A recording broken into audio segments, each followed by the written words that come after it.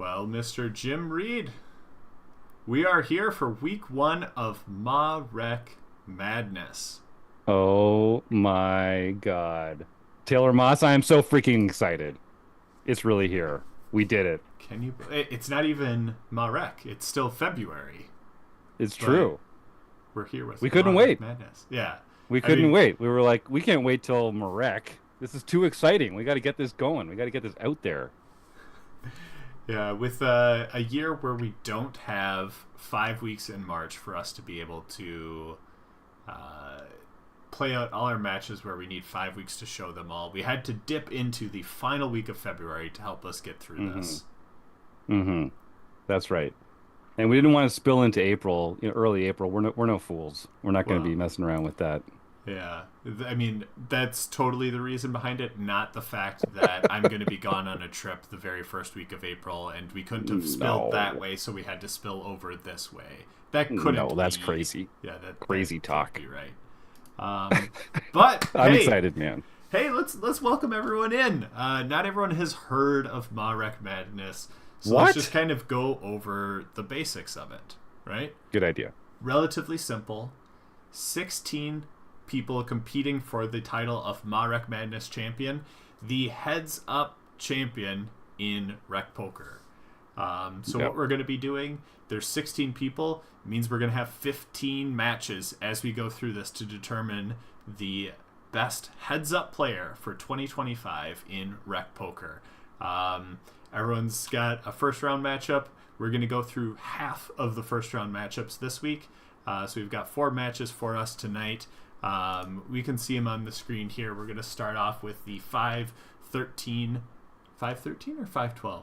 5-12 matchup of the seeding honestly doesn't matter. We just do a random draw. It was a randomized. Yeah, It was a that's random draw, right. so the seed means nothing. It's just a formality to be a little bit like the NCAA basketball version that has stolen our idea, even though Yeah, we've only and been like what? around for 5 years. What a ripoff, man! They're calling it March Madness. Like it's one letter off MaREC Madness. The So close. balls on Yeah, those guys. right. Seriously, rude. Anyway, Unbelievable. Uh, unbelievable. but we start off Michael Babker versus Eric Anderson. Matchup 2 will be Rob Washam versus Kim Kilroy.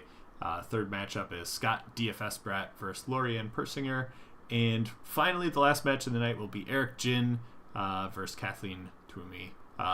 So, how does one compete in MaREC Madness? Well, it's primarily our Recce crew that's playing here together, fighting for that ultimate glory. But we do open it up. There's 3 tournaments that occur throughout the year. We're in MaREC right now. Some might call it March, but we're here. 3 months from now, in June, we're gonna do a heads up bracket tournament in our normal rec poker home game.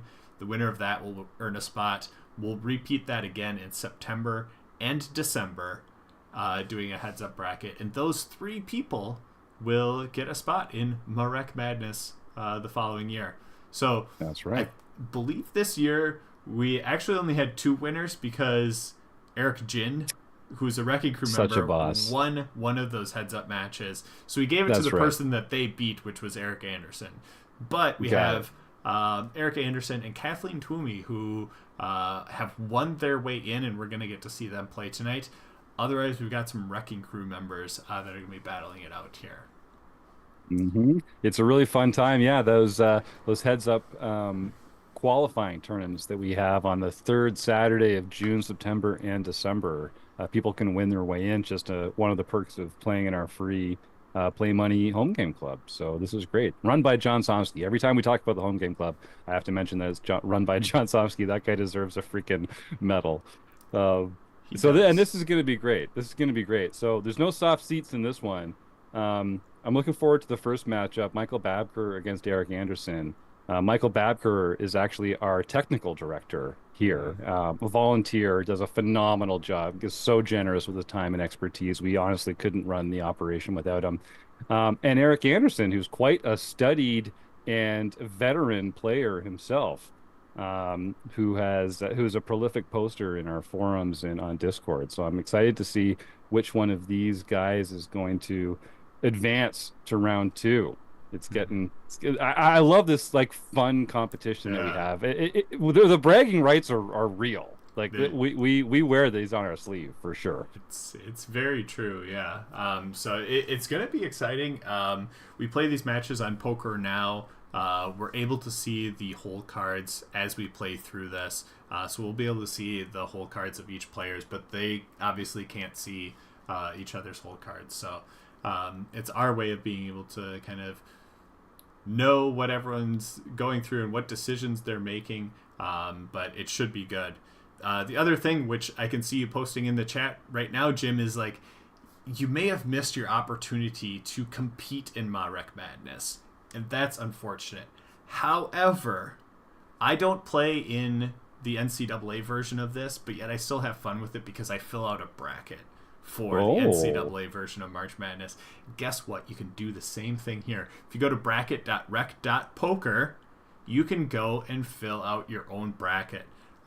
We have a place on our Discord for everyone to go through and fill out and enter their bracket.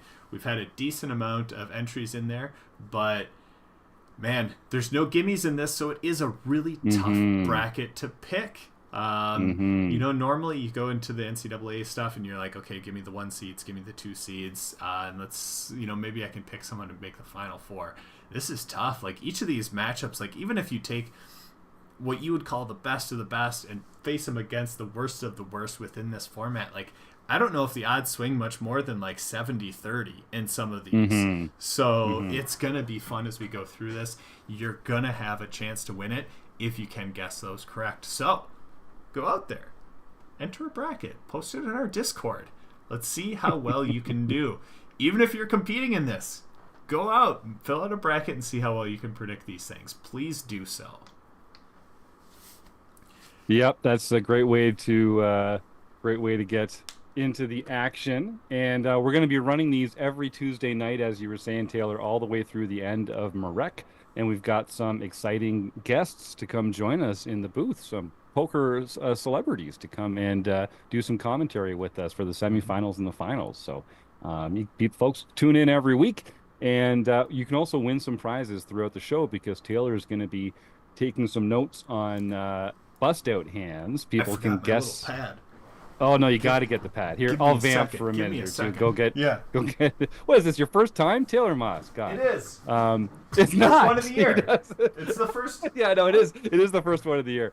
God bless Taylor. This has been Taylor's baby for several years now. I think this might be the 5th year that we're doing this. This is the 4th or 5th year, something crazy like that. Sounds about right. If anyone can remember when the feud happened with shoot, who was it? It was before the Landon Tice stuff. Oh yeah, it was someone else. Was it? It wasn't Negrani, was it? Someone got into. It might have been Negrani. Someone got into like this feud with Heads Up, and then they were gonna play a bunch. It was the very first one of those. There was a few copycats afterwards, but whenever the first one was, we had the idea. We're like, hey, what if we do this, but like not make it a feud for thousands and millions of dollars, but instead just take this March Madness idea and do a heads up bracket based off of that.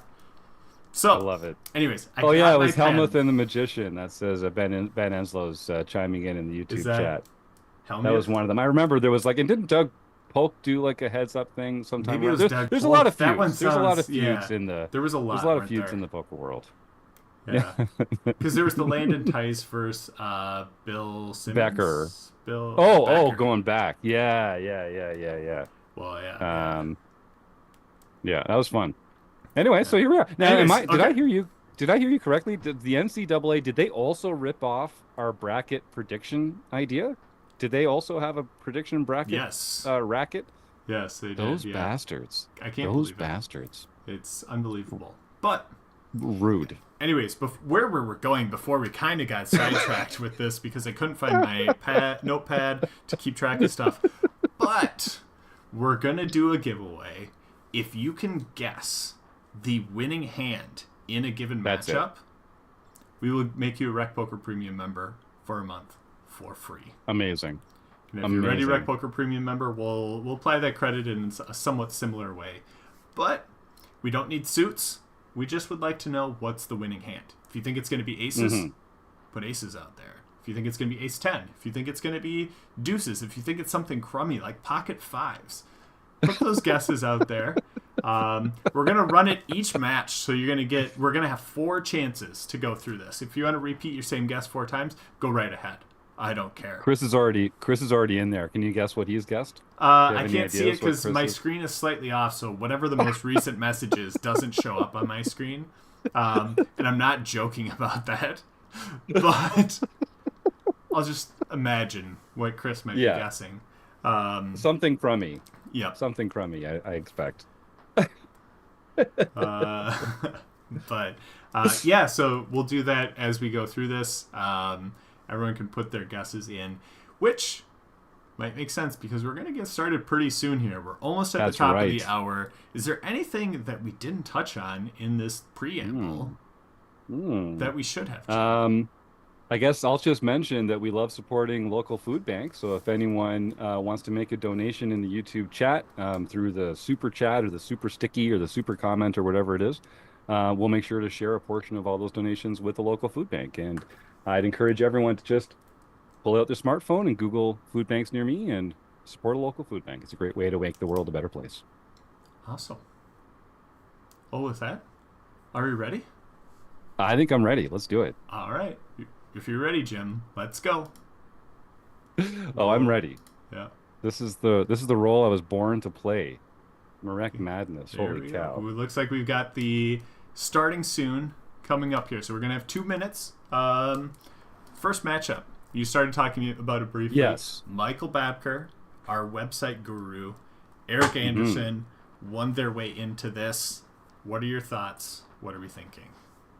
Oh, this is a toughie. So, Eric and Michael are both skilled players. I think Eric plays more online, and Michael, I'm not going to really dox the guy, but I know he lives in Florida and has access to a ton of live poker. So I know he's out there in the live streets from time to time. They're both great players. I don't know if either of them has an edge in like the heads up format. So I don't know.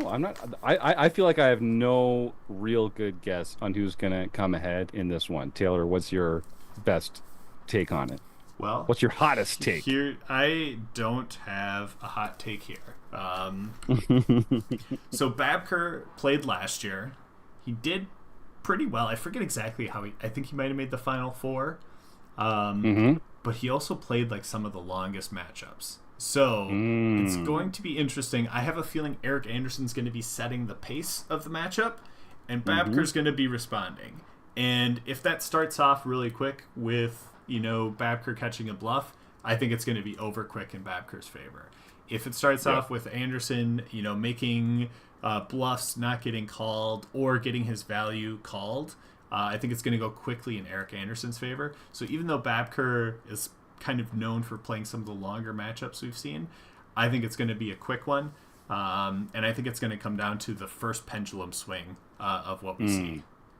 Yep. I mean, Eric's a very studied player. He knows his combos, and he knows when to pull the trigger. So I wouldn't be surprised to see some aggression out of Eric here. I like what you think. All right. I had it on the wrong screen, but it looks like we've got the matchup going. I missed the very first one. It doesn't look like it was really anything. But Okay. here we go. We're MaREC Madness week 1.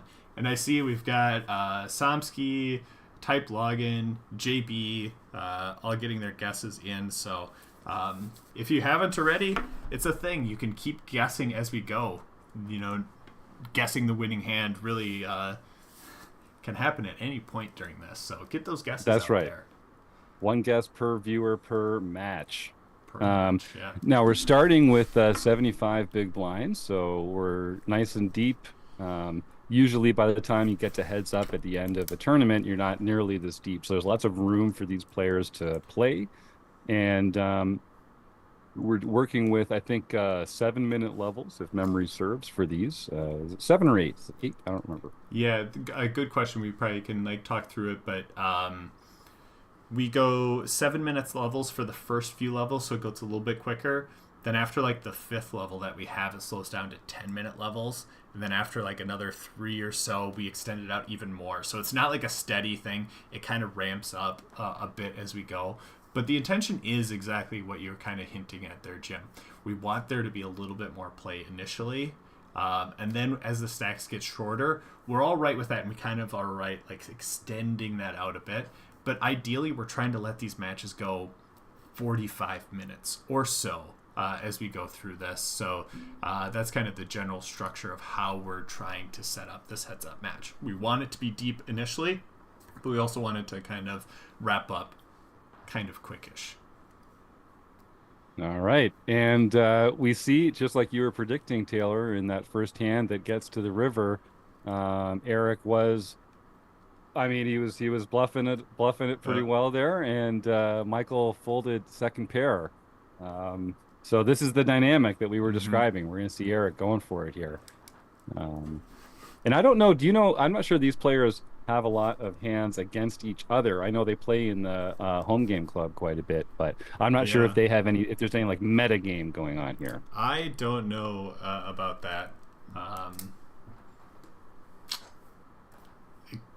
There could be something, there could be not. Like Eric plays a lot of the home games, so it feels like it might be a little bit more in Michael's favor as we kind of go through this. If he plays less home games, but he's always playing with Eric, versus Eric playing a lot of the home games, but only a few of them with Michael, that familiarity might just kind of be there for Michael. That's not for Eric. But a monotone board here and connected feels like the first one to sneeze at this is going to win the pot. No, I think Michael missed a chance there. This is one of those. These are one of those boards where a small bet, you know, with a large part of your range, usually generates a lot of folds here. Because not much changes on turn cards, you know. Exactly. Pick a turn card, not a whole lot changes.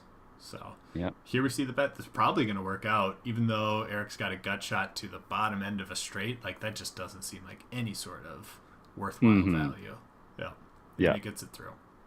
Yep. There you go. So both players have won with the worst hand once. Here we go. They've been trading. And that's what poker's all about. You know, everyone wins when you got the best hand. The real art in poker is winning when you don't.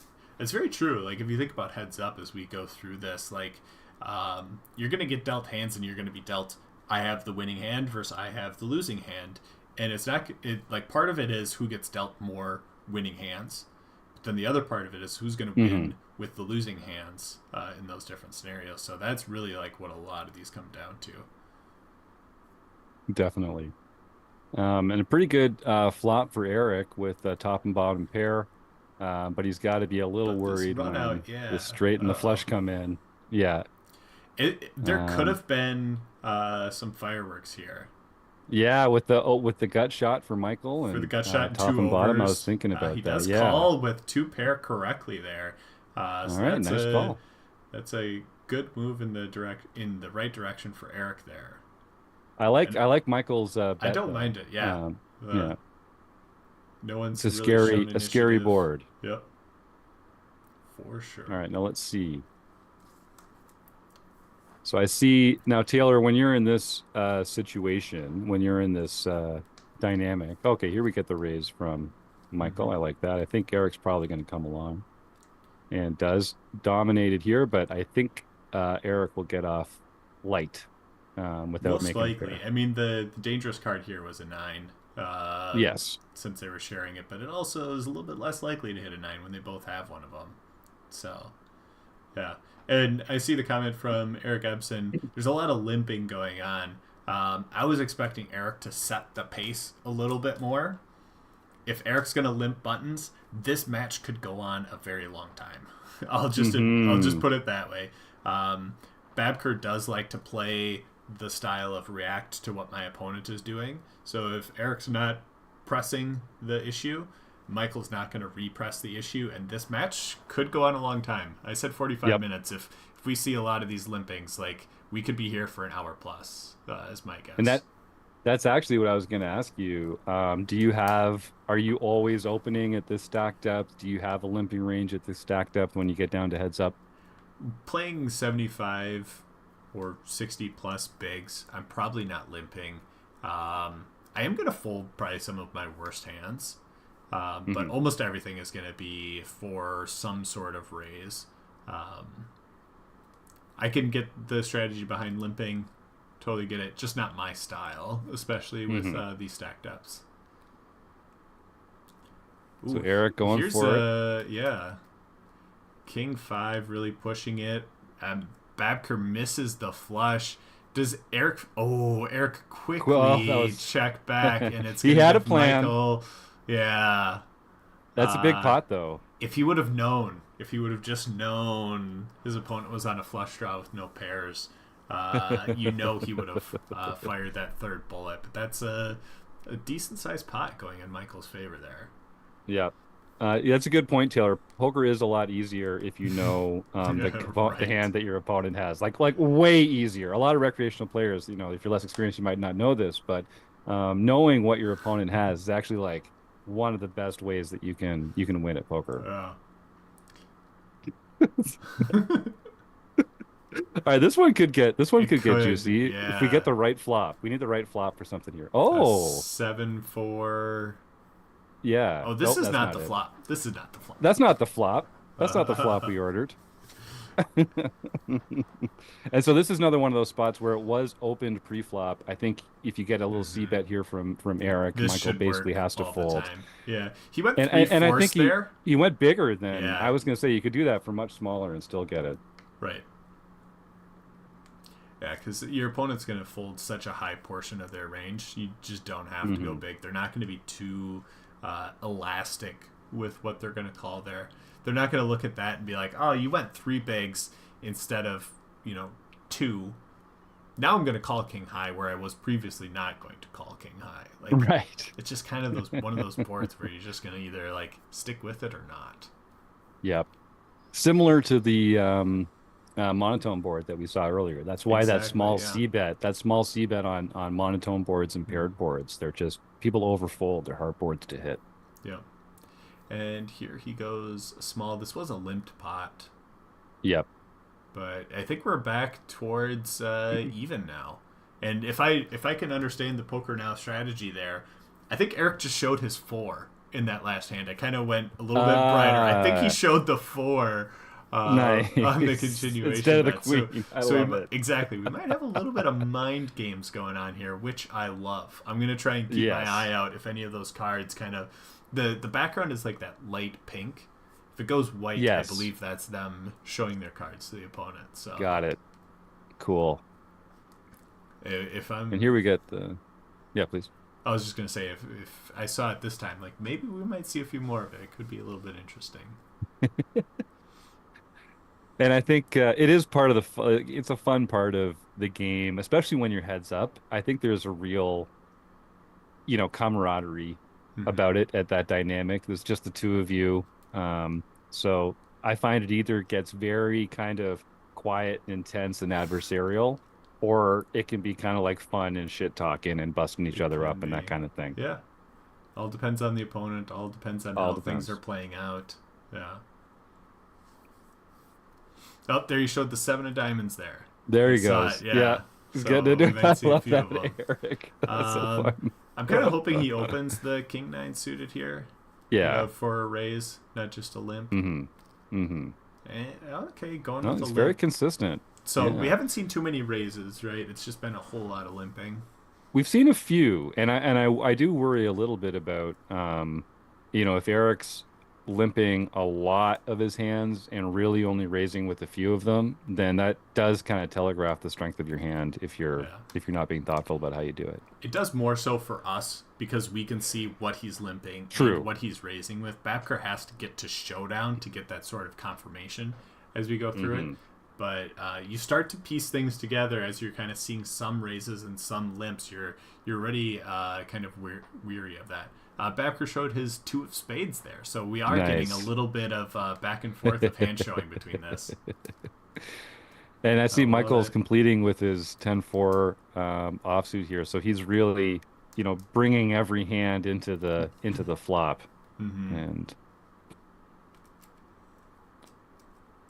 Now, Let's suited see. connectors can make pretty nice 3-bet candidates. Definitely. To widen that range. It was a There limp, you but go. he is raising, so Yep.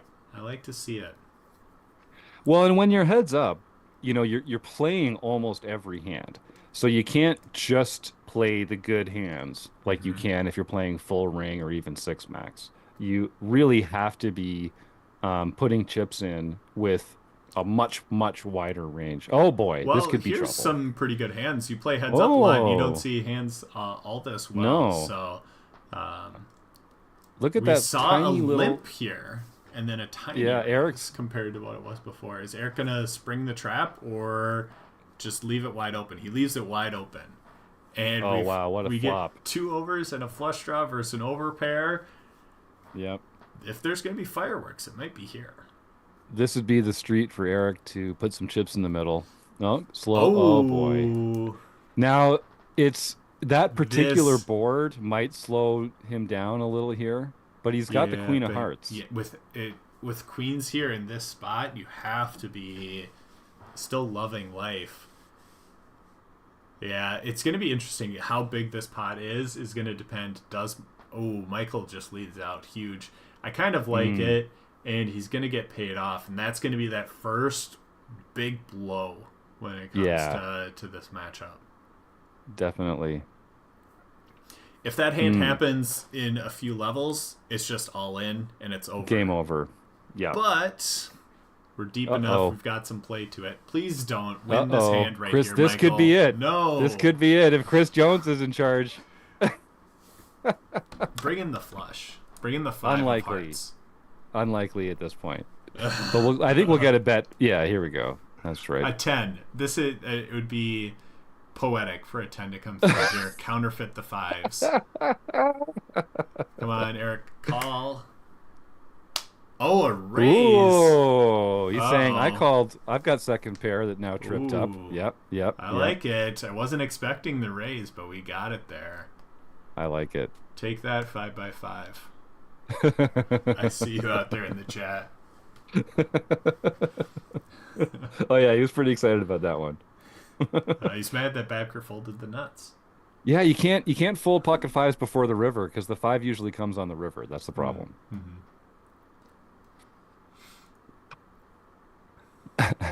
Now, where was this flop on the last hand? Is what Michael Babker wants to know. Right? Would that be so hard? This is interesting. Now we both have 2 gut shot draws to different gut shots. And I think Eric's going to bet here because with 7 high. Yeah. Oh, he's letting it go. All right. Yeah. All right. Now this is. So now it's hard to take it away. He does. Yep. He does just give it up, and those are one of those spots where it's like you could have won there by not having the best hand with a bet. Mm-hmm. You don't know it, but those are the hands that can help swing it back in the right direction. It's tough to know when though. Oh boy, queen this queen. is, and Michael's got top 2, so where he's definitely going to be betting here. I guess another 2.5. Yep, there it is. You can't. It's so Eric hard has to just continue. fold top pair. You can't, especially not on the flop.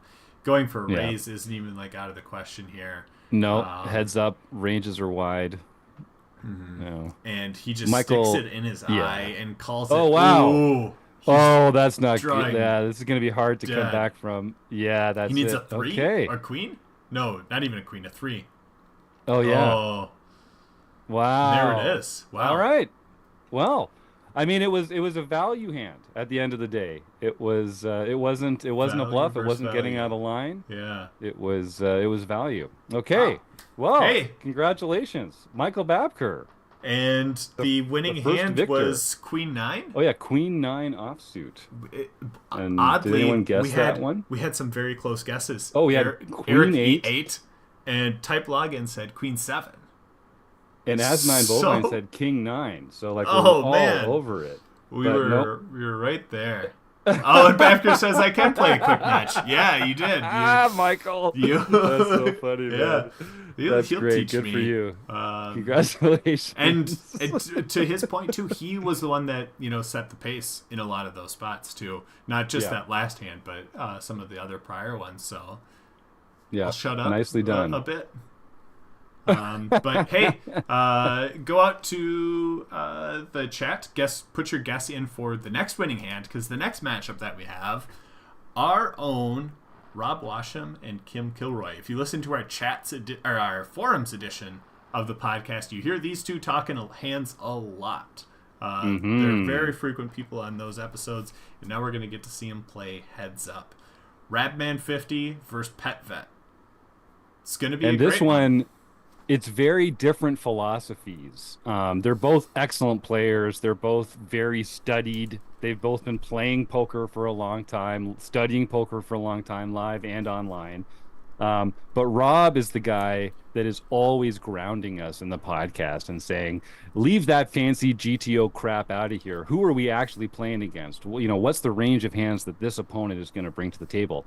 And Kim is right into Solverland. She knows all her ranges. She knows all her stack sizes. She's a freaking technician, and she isn't afraid to pull the trigger on some GTO spots out there. So two aggressive players. Rob likes to pretend he's old man coffee, but we know better. And this is going to be a battle. I don't think we're going to see any big mistakes in this one. This is going to be a tight fight between two greats. And we get the cameras on for this one. Yeah, heck yeah. This is our wrecking crew showing up nice. Any winning prediction? I know we didn't get a winning prediction out of you last time, but do we got one? Oh, God. This is so hard. I mean, yeah, winning prediction for these two.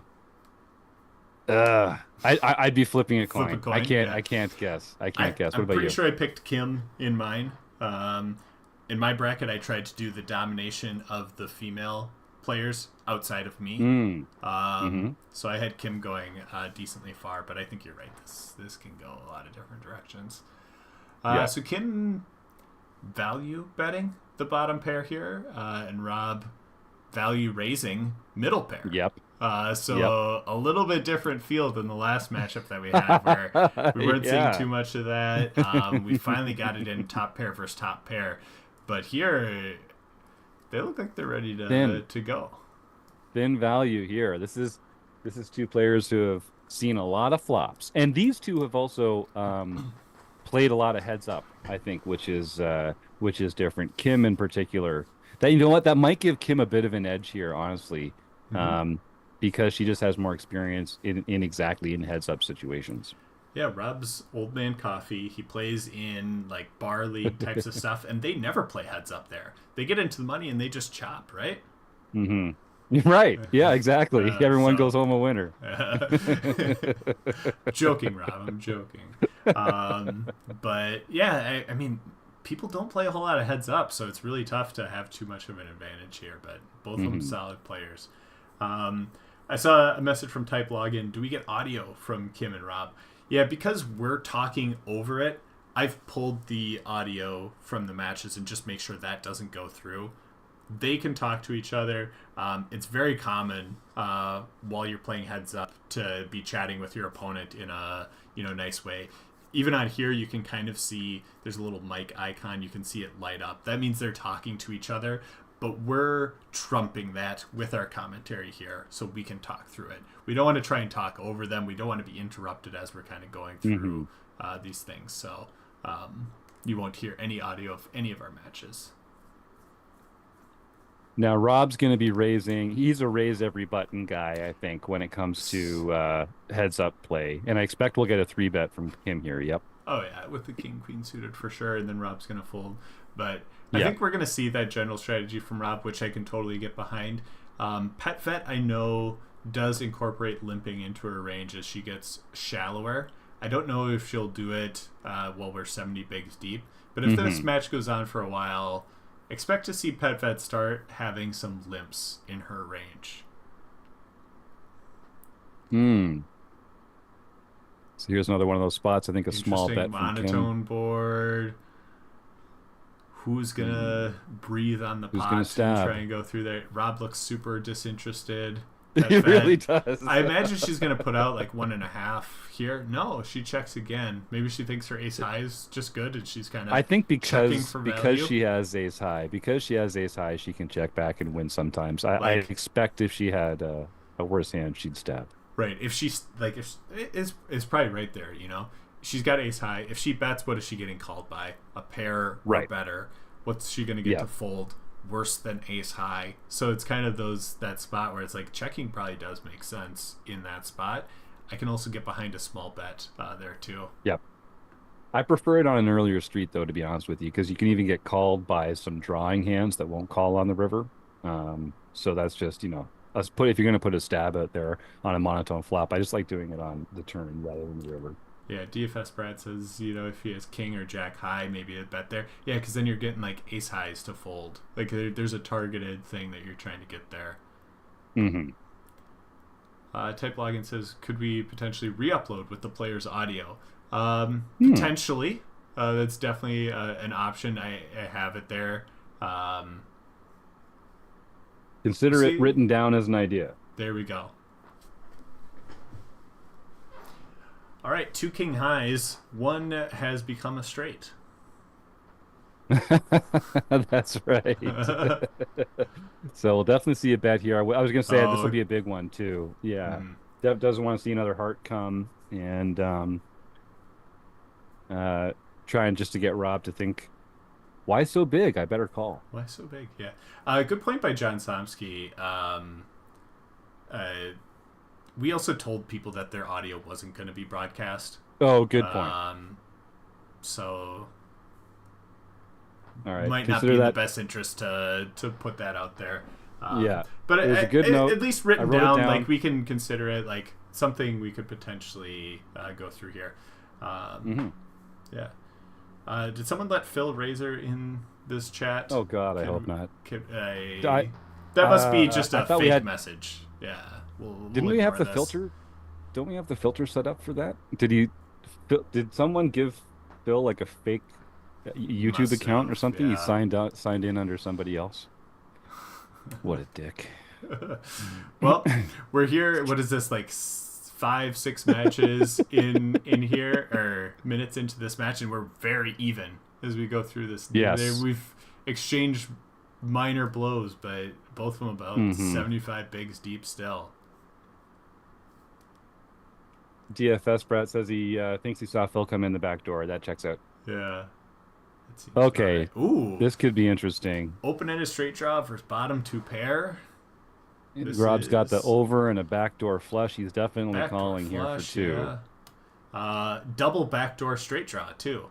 Put the jack. Oh yes, Rob! Look at Rob going for the raise. Oh. Well, squash that, says Pet Vet. That's not what he wanted to see. Give me all the equity here on the turn. Oh boy! Don't let him have anything. Oh boy! Big bet by Rob. I think Pet Vet still just calls. Yes. Oh, you're afraid of nothing here. Exactly. Give him some more rope.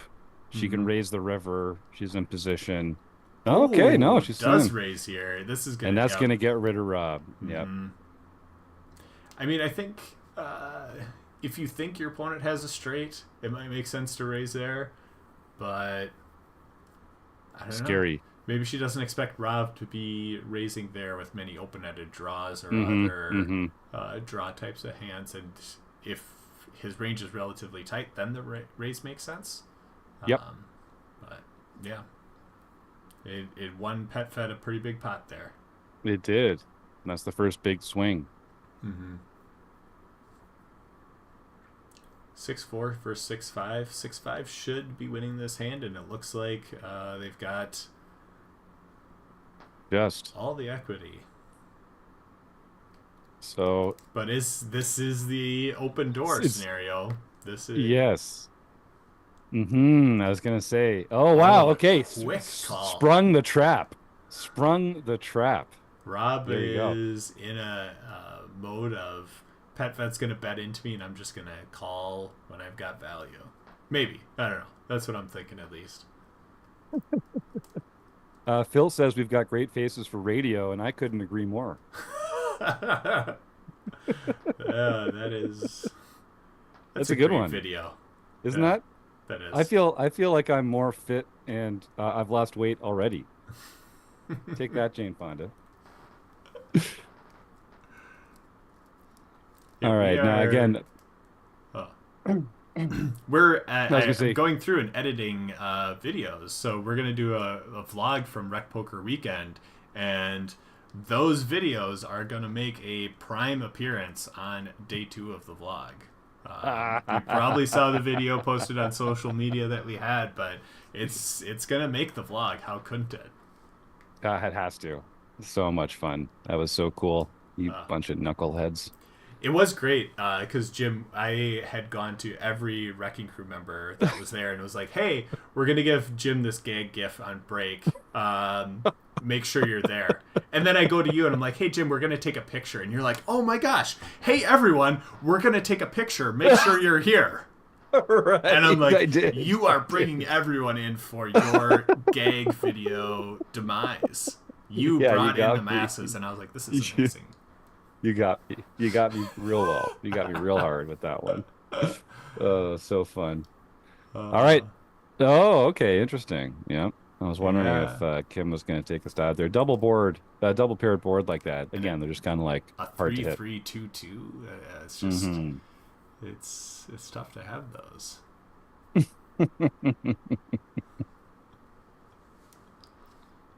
Now, I think, like I say, we're saying both of these players know how to wring every bit of EV out of every hand. So we'll see a lot of these button raises and defending the big blind wide. John Somsky, look super at that. chat. Wow, thank you so much. So that's $20 towards Rec Poker's operations, and we're going to share a portion of that with a local food bank. John Somsky, I will always continue to say nice things about you. One of the nicest guys in poker, no doubt about it. Saying MaREC Madness is the greatest poker content every year, better than the WSOP main event coverage. Holy cow! I was actually emailing with Jeff Platt earlier today, and I'm going to tell him that you said that, John. I think that's high praise, very high praise. I think that should be shared with everyone within the WSOP coverage industry. It's not just the NCAA that looks up to what we're doing here at Rec Poker. We're really setting a shining example for all sorts of fantastic sports and gambling organizations around the world. If only they knew. If only. It's like, so this is the classic spot. I think you were going to go the same. I was just going to say the same thing. Yeah. This is the classic spot and heads up. Like, no one gets anything. You're stuck in this spot. Is Queen High good? I'm going to start bluffing with 10 high, and it's this battle as we go through things. I'm interested to see PetVet makes a bet here. What does Rob do? Because he's got Queen High. Queen High is half decent in heads up, especially on this trips board. Looks like we did not see a bet there, and Queen High does take it down. Yep. And, in heads up, like we were talking about, it's mostly a game of misses. Like, it's hard to hit flops when you're playing with such wide ranges. So the player who's, best at playing without a strong hand is typically the player that's going to come out ahead. And it's much less a game of making hands as full ring poker, and it's much more a game of applying pressure, giving the other person an opportunity to fold. So that's why small bets are even more effective than they might be in different situations. Yeah, and it comes down this could to get juicy here. Like standing your ground at the right time and making those stands. Like, PetVet is correctly calling with Queen High, or making a move with Queen High. It's good. She doesn't realize that. Rob's got the draw, so he knows he's got outs and equity. It's interesting how this is. Yeah, he checks back, and then it's going to go to PetVet. It's like, that's one of those classic spots. No one really had a winning hand, but who wins that is pretty pivotal. And thank you, Phil Razor. $1.99. He says that's about what you're worth, Taylor. $1.99. I can't argue with the man. Yeah, what a gentleman. Thank you so much, Phil. Did you see his comment later? This is one that I think we can get behind. I only hate Taylor because he's younger, better looking, and better at poker than me. Okay, now we know it's not the real Phil. Whoever's impersonating Phil, nice try. You had us up until the end there. You had us in the first half. And better at poker. Sorry. Oh, yeah. No. Still on camera, Taylor. You're still on camera. I thought we can all see what's there. Oh, that's wonderful. I love it.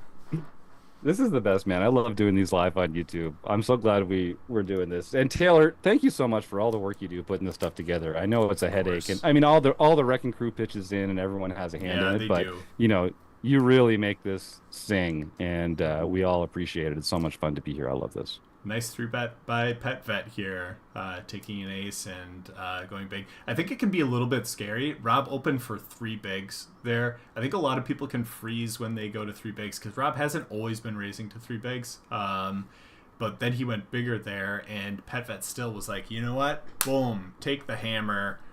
We're going with a three bet here, and I expect her to do the same because now she's got queens. Yep. How Me great of a too. spot is it? You just three bet bluffed with ace seven offsuit. Now you get the exact same spot, but you've got queens.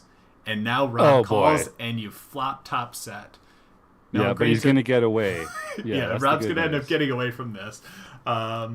But this is like, if you're a pet vet, you're just salivating. Like, this is what you hope for. This is why you do three bet bluffs, so that Yes. when you have these value, people are like, are they just full of it?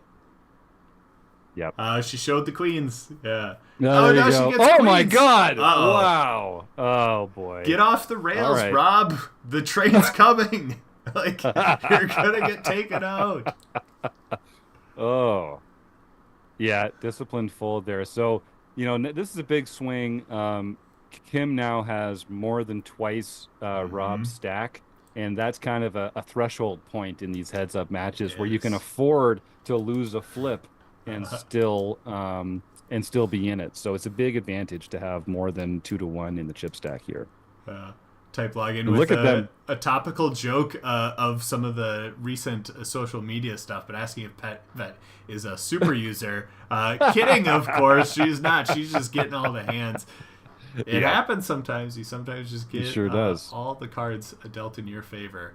Like And John so it's Somsky important. You says, gotta just a superwoman. you got to make the most out of it when you do. This is the thing, because that variance runs both ways. That distribution And isn't always just going to be in your rips off favor. a straight here on the river.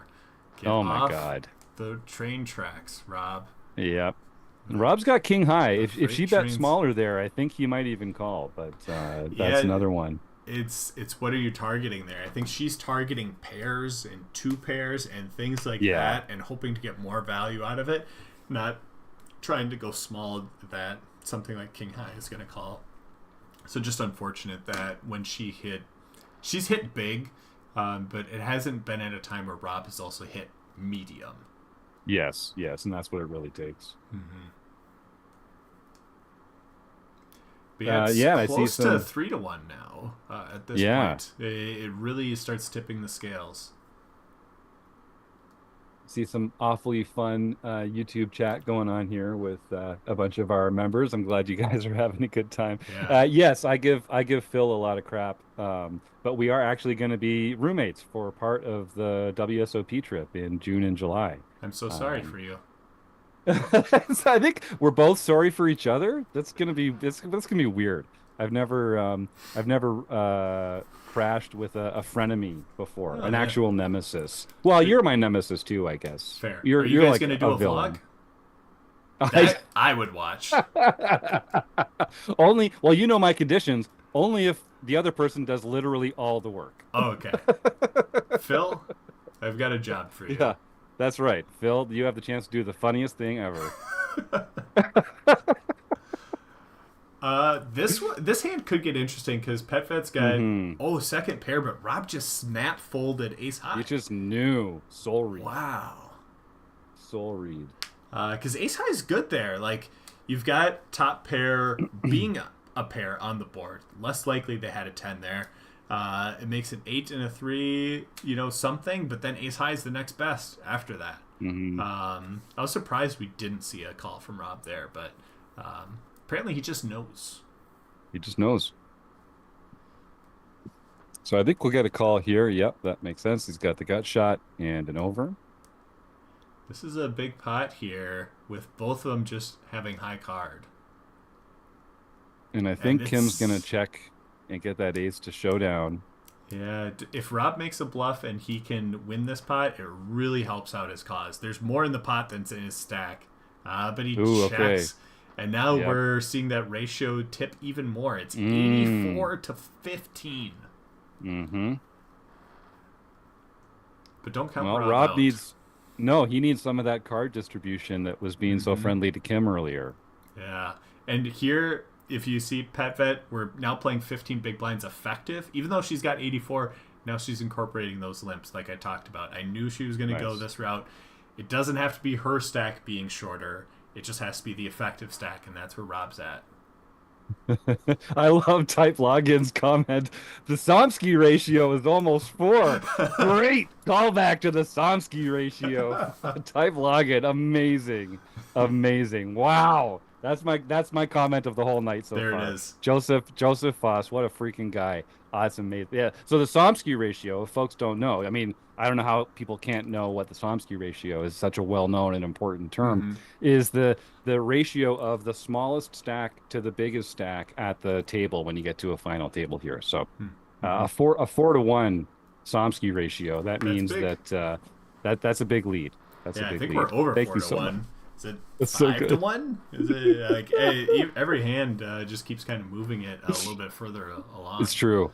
It's true. But But also, like I said, these are disciplined players. They're not going to make a big mistake. So these are two grinders. This could take a while. yeah. On the chance that it potentially ends here, I did want to make a quick shout out and hopefully not interrupt what's going on here. But Type Login, who we were just talking about, had a score at Running Aces recently. He got I his saw name on that. there. I think his name was listed as first. It might have been an ICM chop, but congratulations, Type Login, on the recent win and success. Way to go, buddy. All right, Fantastic. back into the match so we don't miss anything because it could end at any point. We've got top pair versus second pair. I'm surprised we didn't get more chips in. There's only 4 big blinds in the middle. Mm-hmm. And I think Kim's kind of, she knows she has a chip edge. So at this point, it wouldn't surprise me if she's kind of small balling herself a little Right. bit and just trying to control the size of Just keep pots. She doesn't have to win big picking away. pots. Yeah, Yep. exactly. Big pots are going to get Rob back into this. Small pots are going to help seal the deal for her. Yep. Exactly. Yeah, and Lorianne says, thanks for explaining. She had no clue what the Somsky ratio is. Hi, Lorianne. Nice to see you again. You Yeah. let her on the podcast not knowing the Somsky There- ratio? Isn't No, that such a well- well-known... We'll make sure that's on the qualifying questionnaire for future panelists. But Lorianne's no That'd be great. stranger. She knows what's up. And now she knows the Somsky ratio. There you go. Yeah, we're a positive learning environment. So it's okay Exactly. to get people to understand and know what the Somsky ratio is. It's important. A low Somsky ratio, that's anybody's game. But if you get a high, a big Somsky ratio at the final table, strategies change. Strategies Speaking vary. of strategies changing, I think we're definitely seeing a change out of PetVet here as we're approaching kind of the closing stages of this. Really going small ball, really not trying to let Rob get any sort of way of working his way back in here.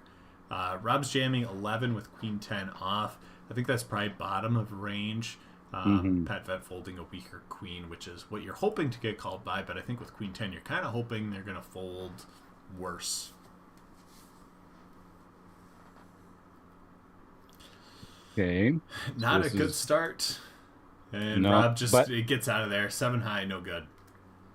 And he knows that he doesn't have enough chips to come along and see some future streets. This is going to be some easy decisions for Rob, I think, when that stack gets down to 10 bigs or so.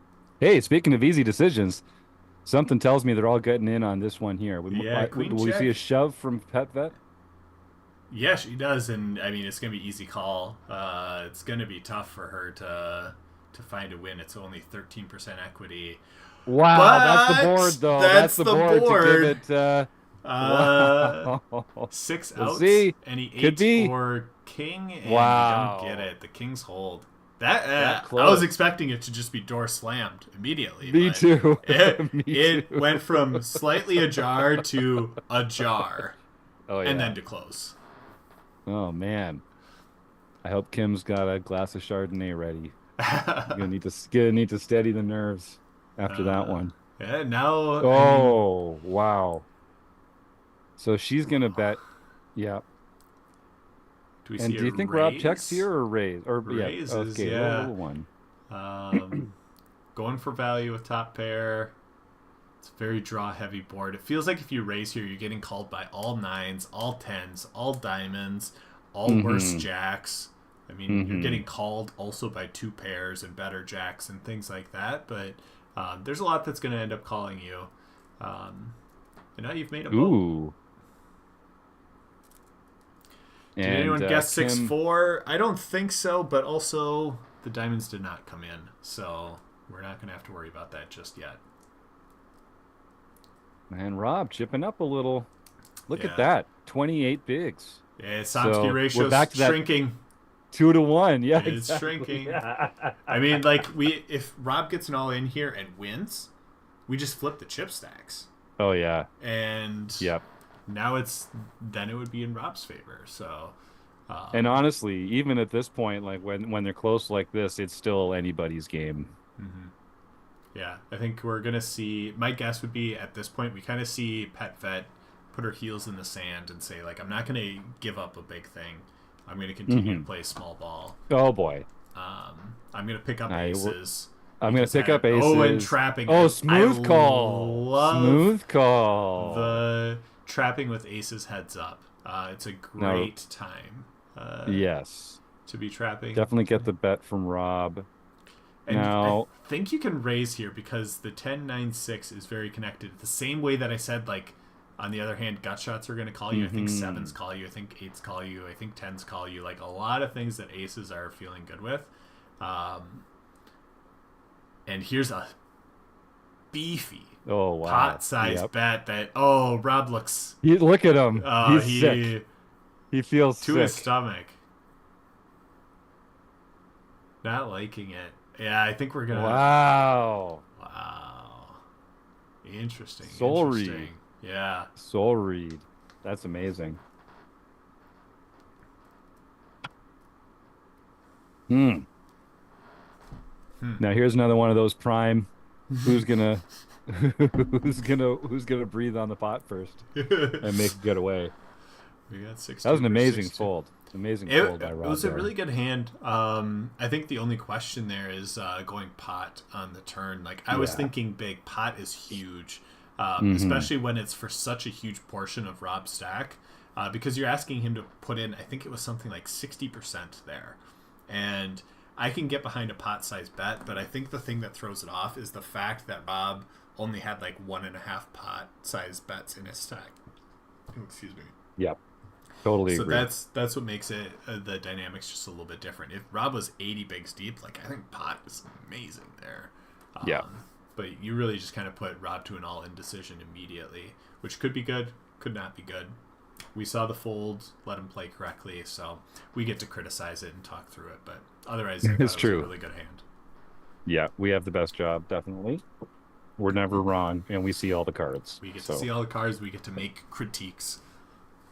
And if you were paying attention earlier in the show, seeing all the cards is actually very helpful as a player and as a commentator. Yes, it makes our job way easier. Yeah, it's more fun to watch. It is, yeah. Ooh. All right, so this is going to be a big one.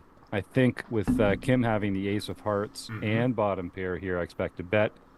And Rob's got middle pair and the flush draw and a gut shot straight. I'm almost surprised that I wasn't oh, boy. expecting many cards to flip it in PetVet's favor, but we saw the 6 come through. mm-hmm. Here's another pot size bet. We're Yeah, just and now we'll under, get the and call, we got I a think. call. So what do you do in Rob's shoes here? I mean, PetVet's Yeah. going to put them all in, right? She has to. I Now, mean, I the like 9 the, I coming like the through lean is back. scary. Like, what does Rob call with on the turn? And it's a lot of 9s. It's true. Oh, he's talking. Can I she wonder if there's some like table talk going on here. There Yeah, definitely she does is. check back. Oh, okay. It was that fear. It was that fear of what is Rob calling with on the turn. It's a good point. That's not a 9, and it was That's a great an point. 8 plus a flush draw, which is hard to kind of piece together that like combo. That's but right. A lot of it is 9s, and I think that's what the fear was out of Pet Vet. She's going to put Rob to the test here with ace high. All right, And another we're disciplined back play. to a Somsky ratio that's quite large. Oh yeah, 6-1. That's a huge Somsky ratio. But stuff flips. I just see a comment from Asinine Bovine that says this is a lot closer now. Yeah, that was 5 minutes ago. Now we're Yeah. now we're back to where we were before. A huge discrepancy between the chip stacks. It just takes one hand. Now I wonder if this is a shove. Jam? Yeah, here it comes from Kim. Mm-hmm. Yep. And Rob's going to get jammy himself pretty soon here, I think. Yeah, yep, there it even is. with King High. Because heads up, King High is still decent. So Kim's thinking about it with Jack 7 suited here. So she is expecting Rob to be jamming decently wide if she's sitting there thinking about it. And yeah, here we're going to just see some jams back and forth, I think. Yep. Who's the first one in Rob... the pot? Are you going to win it? And then you get 7 high. You just give it up. But that can also lead to a quick demise if you start folding yours. Type Login says Vegas odds have Rob at 25 to 1 right now. I'm a sucker for those bets. I'll take them. I mean, it's a 6 to 1 chip advantage. Although, let me see this hand play out before I decide to make a bet. Wise. So you got Ace Jack Wise. versus King Deuce, no hearts. All right, advantage Rob so far. A King Deuce or a 3 does not come through. That's twice Rob's been down to sub 10 big blinds, and now he's right back in it again with 20. And potential for a complete swing back if we get a queen high flop here. Yep. Oh, right Rob here. just sticks it in her eye. Bah. And Kim must be getting frustrated now. She's had Rob on the ropes. She's had 2 hands where he was flipping for his tournament life with less than 10 big blinds. And he keeps kind of getting back into it. So they're both very strategic and patient players, but we're all human too. And when you start just losing those elimination flips, it can start to get under your skin a little. Yeah.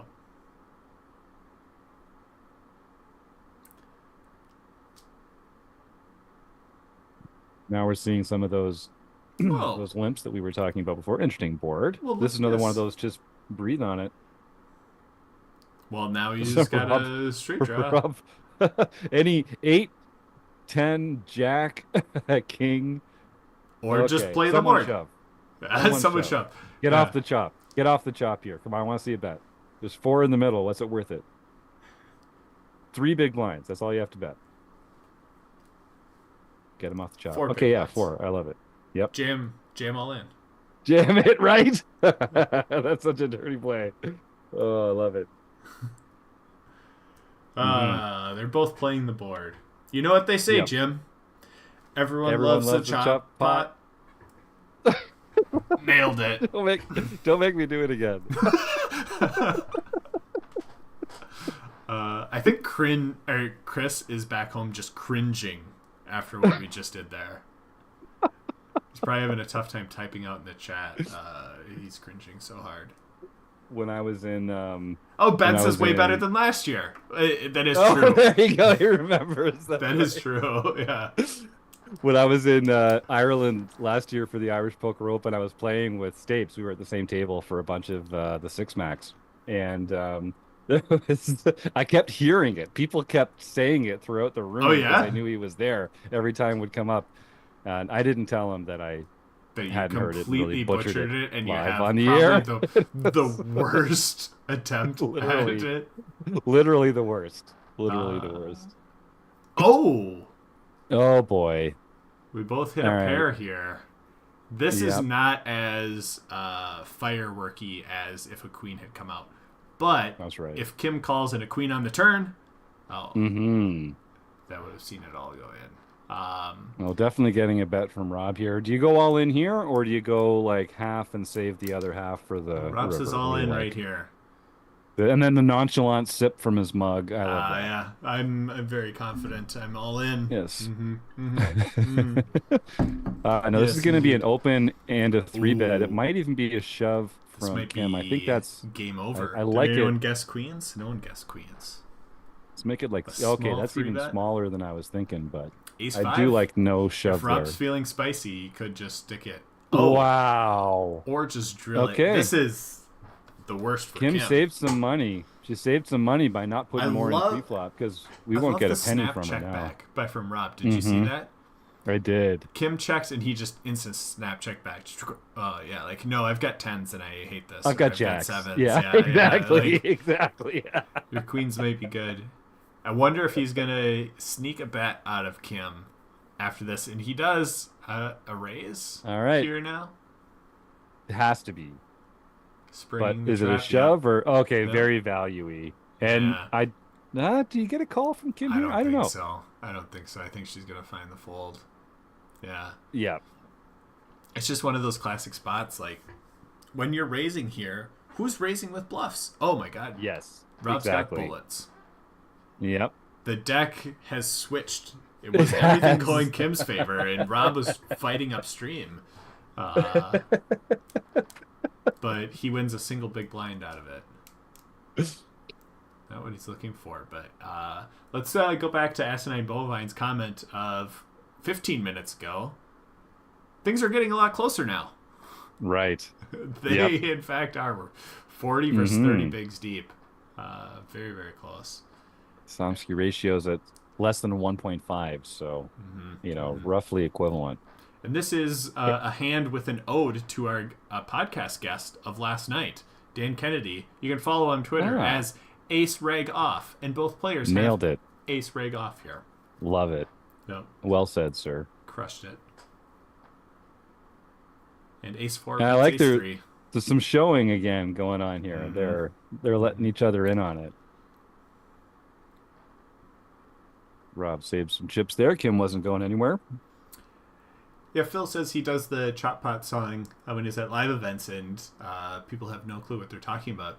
This is the one way that, like, I guess Phil and I are kind of in common, because I did this with you last year, and you acted like you had no idea what was going on. I didn't. I felt like such an idiot. Now I just feel like a different kind of idiot. Yeah. Which is my preferred state of being. Oh, okay, this has to be it. This has to be it. Top pair versus bottom set on a wet board. No, I hate this. Board. Cut the broadcast. Yeah, pocket five. Pocket five's bottom set versus top pair. I think it's a drawy board. I expect to see a raise from Kim here, and that's just what Rob wants to see. A clickback raise. Whoa. Whoa, dirty. Oh, man, that's not what Rob wanted to see either. Yeah. I mean, you're only worried about Ace King and 9-8. And because of the pre-flop action, Ace King doesn't feel like a hand. So you're really worried about 9-8. I guess King 9. King 9 too. Now you're worried about a lot. Because Kim did, in fact, hit a straight and teaches everyone why you don't play pocket fives. Because even when you hit a set, you're still going to lose. Oh, you're loving this, Taylor. Keep that clip in the broadcast. We're going to put this to a YouTube short. Is TikTok still a thing? Let's send this out there as well. Let's get it out on MySpace. I think it would be perfect for MySpace. And I can't even remember. I was like, is there another stupid one from back there? I don't remember what it is. Good call. Type Login says Queen 9 was almost the winning hand again. Because that was the winning hand from the first one. Phil thinks that Chris just passed away. That could be the case. Chris just says rigged. Rigged. All right, so they both have suited threes. That's less exciting. Kim did have the better kicker here. Yeah. It is less exciting. AOL chats. Yeah, thank you, John Sowski. Let's go post that over on ICQ. That is an old callback. Way to go, Jim. Yeah, there you go. Yeah. Only the boomers know what I'm talking about. Well, I know what you're talking about. So what does that say? Well, you're an old soul, Taylor. Thank you. You're an old soul. You've got the wisdom and skin complexion of a man twice your age. Well, thank you. We could see some action here. Pocket pair versus two overs, two suited overs. Pocket pairs almost And always there, ahead here. she just jams it in. I could see Rob taking Yep. a stand here. Ace-9. He does. Okay. We've got a flip. This is going to be a lot of this. A 9 Well, there's high the flop. 9. Ooh, that's huge It's for not Rob. great. The ace Doesn't really matter, doesn't completely matter. irrelevant. It's just Only about a the 6. 6. No 6. Okay. All right. All right, we have And shrunk like that, that Rob has the chip lead. Danger. barely. Danger. Wow. But he's back after being But down. he's in it. It was like a 7 to It's 1, like 6 8 to 1. So 1. yeah, Like yeah, it something was crazy crazy like there that. at a point. Now we're back to even. Danger. Danger. And you Uh-oh. can tell Kim is listen, I know Kim. We're good friends. I love Kim. She's so pissed off right now. She's so pissed off right now. I get it. Yeah. No, it's true. Dan Kennedy and I were heads up for the Fall Poker Classic Tag Team event. We had, I believe, 4 or 5 all-ins, where if we just win that, it's over, we're done, we win the thing. We lost all of them. That's brutal. And it just is demoralizing. You're just like, I'm never going to win a dang flip. Yeah. We kept fighting back. We kept taking the chip lead, getting all in, but then losing. Fight back. And it's just demoralizing. And Kim had it like, if we're arm wrestling, she had that arm like almost down. Oh, yeah. And she got close to pushing it down, but now we're back to even, and it could feel like, yeah, I know that momentum's just going to swing back. You're going to get slammed. But top pair on the river, pretty good for her. She's going to take back that lead. Rob correctly folds ace high. And we've got a lot of hearts here. Bad news for Kim. I expect we'll see a 3-bet from Rob. 3 better than a fold. You can't call with 9-4 suited. Yeah. Yeah. That hand just always plays out in that way. I'm interested. Okay, we did see a limp from Rob. I was like, I'm wondering how he's going to start viewing this, because 30 big's effective. Jack 5 just feels like it's not that great. Are we going to see some movement in the limping range? And it's exactly what we saw. And this one's a let it go by Rob, I think, here.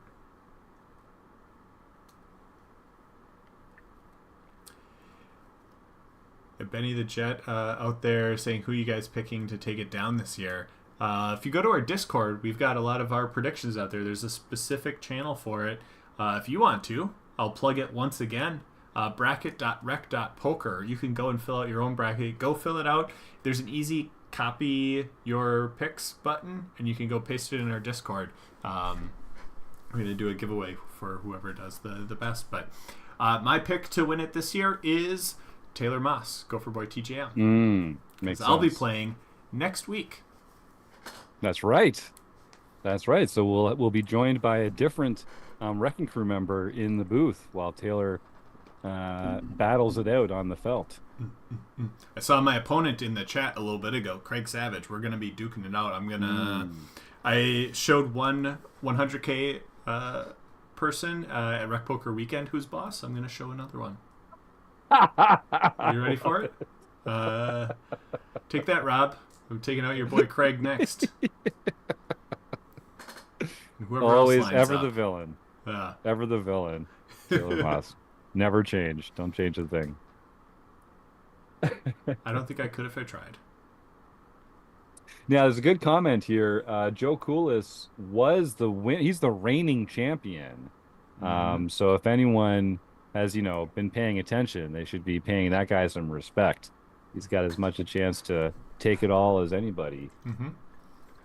I believe he plays next week. I think so. We got the two Bens having a little love fest here in the YouTube chat. You guys have fun. Well, Craig wants us to do commentary for our match together.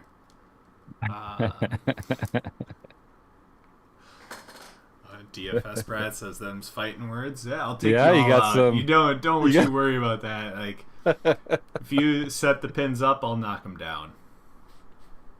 Got a few comrades from the 100K community. They always have each other's back. Great group. Interesting. A monotone board. Yeah. PetVet's got a straight draw. Rob's got 2 overs and backdoor straight. You want to see a Small bet from bet, Kim? yeah, Good. and then it just works out. It's just so common on those boards. Like, it's so hard. You can connect big, but it's so often to just like completely whiff and just be scared of what you're looking at on that board. Okay, we'll see a bet from Rob here for sure. Just a little, make it look stabby. 2 clubs, one in each player's hand. Rob's got top pair. Really, the only way PetVet's going to win this is with a club. Although, is this or it's just a big intent? raise right is here? Is this evil? No, a call, and there's the club. Man, this is an uphill battle for Rob. This is so tough for Rob. Ah, man. There, yeah. Yeah. So back down to 17 bigs. It's 2-1, 2-1 on the Somsky scale. DFS Brat says, "Damn right, they have each other's back, but love the community we have in Rec Poker." Yeah, I joke. It's all love as I go through this, but I do have to, lean into my villain persona. It's very natural. It doesn't take a lot of leaning. Yeah, for you to lean into your villain persona. You guys really just love to hit on it like every week on the podcast, every single week. It's like I'm like, hey, you know what sounds good? I'm gonna load up the Rec Poker podcast and I'm gonna listen to that at work. And then like I'm sitting there and I'm like, oh, what the hell? Come on! Oh my god, what a flop here! Look at this. Yeah, this is gonna be. Can't drive. Oh, and a turn. Rob has her dead, and she doesn't know it. She feels like she's got all this backdoor equity in the world, but she's just drawing dead. Dirty spot. We're definitely going to see a raise here from Kim. I would imagine 100%. So. Then Rob's just going to stick it in. You're raising to 5. He's got 13 behind. PetVet's going to think that she has equity. Got a call. But it's 0%. 0%. Crazy. What a setup. And even comes in Max Payne. Max Payne. The flush even comes in and it doesn't matter. Wow. Ooh. That's a swing right there. That's a big one. We just traded chip stacks. It was 40-20 going into that last hand. Now it's 40-20 the other way. Wow. Huge hand. Type Login has a question from a few hands ago on that 4 club board. Was it correct for Rob to check back the flush? Seems like 6 high or flush still has value and heads up. I agree. I think it comes down to what do you expect your opponent to call? And that's really where the decision comes from. Is your opponent going to call 2 pairs? Is your opponent going to call sets or straights or things like that? If they're going to, 6 high flush goes up in value. If you're not expecting your opponent to call anything but a flush, 6 high value goes way down in value. So it really comes down to that equation. Yeah, comment in there about the action to that point, not really making it feel like there was value to be had, but and it's going to be hard for Rob to get paid here. Yeah, trips versus nothing. Itty bitty pot. But there are no bad pots to win, especially heads up. Especially here, we've been playing. This match has been going on 45 minutes or so, 40 minutes. We're in that thick of it where I start kind of extending out the levels and letting the play go a little bit longer at some of these, but any pot at this point is pretty substantial.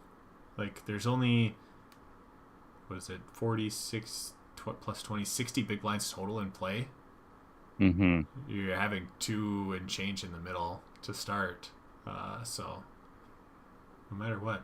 And this is not helping is this match rigged with the hands that we've been seeing, because we see PetVet with aces again correctly trapping with aces, and having Rob flop top pair, but Rob checks it back and saves himself from distress. Unbelievable. But now puts a bet out. You've been now don't shove here, Kim. Do you Don't just shove. You can call? make a small bet. You can make a small raise or call, but don't shove. A call. Okay. But now what do you And do now you're out here? of position, You've which got a stinks, pot but size bet left, out of position. Do you just stick it in? Do you bet super small? Like 1.5 bigs seems like a mm, thing to avoid the check back, but it hmm. doesn't. Yeah, it's tough. It's a tough So spot out of hard. position. Playing out of position so I hard, hate it. man. Yeah. Ugh. Hmm. Both of these players, this has been an emotional match for these players. They've both felt like they've This had it. They've is. been Uh huh. they've been making hands and feeling like they've got it on the cusp, and it just hasn't gone through. There's some tension with these players. And look at them, they're smiling, they're friends, they're Yeah. having a good time, but both of these players really want to win this. It hurts though. Like as you go through this, and you're It like, oh does. man, I wanted that. Like I was so close. Now I'm Yeah. back fighting, battling this out. But yeah, Benny the Jet says might mess around and win the home game tonight. Yeah, what better Yeah. way? And how convenient that we time it that we go live with MaREC Madness the same time the home game starts. So if you want to, you can play the home game, That's right. listen and watch the commentary of this at the same time when you might be already in a poker mood. Crazy for us to time it out like that. Amazing. What a huge Yeah. coincidence. Mm-hmm. Benny, there's actually no beer of choice tonight. I'm guzzling back a Diet Coke because I'm old and lame. But you might see some beers for some of the later broadcasts. I'm on my best behavior tonight. Okay, surely this is the hand. Yeah. Who had Ace Jack? Come on, let's see. Did we You're have? We did so have an so close. Ace Jack, Asinine Bovine. This could be it for Asinine Bovine. That's a great flop Oh, for that's it. pretty much Unfortunate it. for Kim. Runner. Ooh, Oh, runner. King on the river. King on the river. Oh Ah, wow. no. And again, they had such similar stacks, 20 and 25 big Yeah. blinds. You know, And that then it that just could have flipped. gone either way. Wow. Congratulations, Okay. Rob. Way to stick through it. Coming back from a huge deficit to get No the win. kidding. Well played Multiple by Kim. times. I mean, Yeah. holy cow. What a match. That's how heads up can go. And also, I said it before, but let's go back to it. Asinine Bovine correctly predicting Ace Jack. Asinine Bovine, email info@rec.poker. And we'll get you a prize Claim for your guessing. fantastic prize. Yeah. So, That's right. next match coming up Okay. soon. We've got a minute 20. Next up is Scott DFS Brat. We saw him. I was throwing a little bit of shade towards the 100K. I didn't really mean it. Like, it was just kind of like some friendly banter. And Lorianne Persinger. Both people in the chat here, we're going to have them battling heads up. That's right. It's going to be So exciting. we'll I'm ready for understand. it. We'll understand if they're not available for chatting while they're actively duking it out. But that's wonderful. So these two know each other as well. Both Wrecking Crew members, both part of that fantastic group and very familiar with Rob Gardner and all the great stuff that he's been doing. So Scott is, so these are again both excellent players.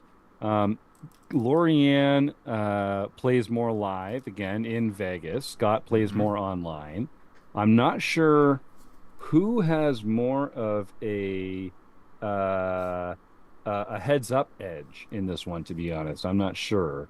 I think, boy, I'm having a real hard time picking them this year, Taylor. I don't know what it is. I don't have a prediction. What about you? It didn't work out in the first one, but like I said before, I'm picking the women domination in the bracket. You mentioned. Yes. So I'm going Lorianne here. Okay.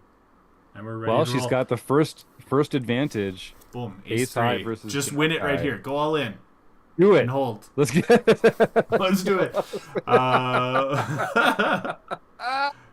No, don't do Yeah, that that's because we right. need people to type in their guess for, Oh, right, for the winning hand. the giveaway.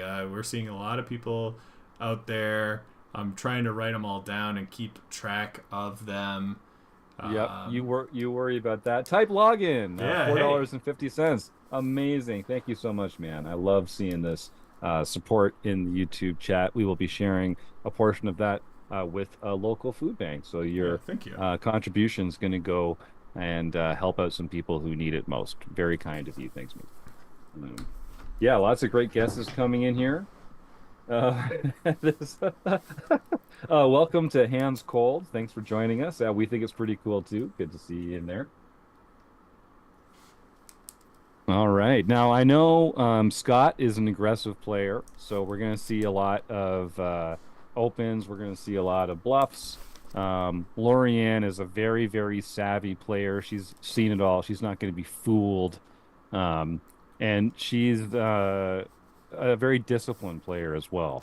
So I think, again, this is going to be one of those things where if it's a small ball game, I think I give the advantage to Lorianne. And if it's a big pot game, I think DFS Brad has a bit of an edge because he's going to be just putting it out there more and more frequently with some of those big shots. Now, this is a tough spot here. It's a small pot, and I think DFS can actually just call here. I think you just call down in this spot when you've got the 4 high flush and someone's betting into you. Yeah, you mean you might even? I wouldn't surprise me to see them fold to another big bet on the river. Correct. But... Yeah, depending on what goes on here. Raise.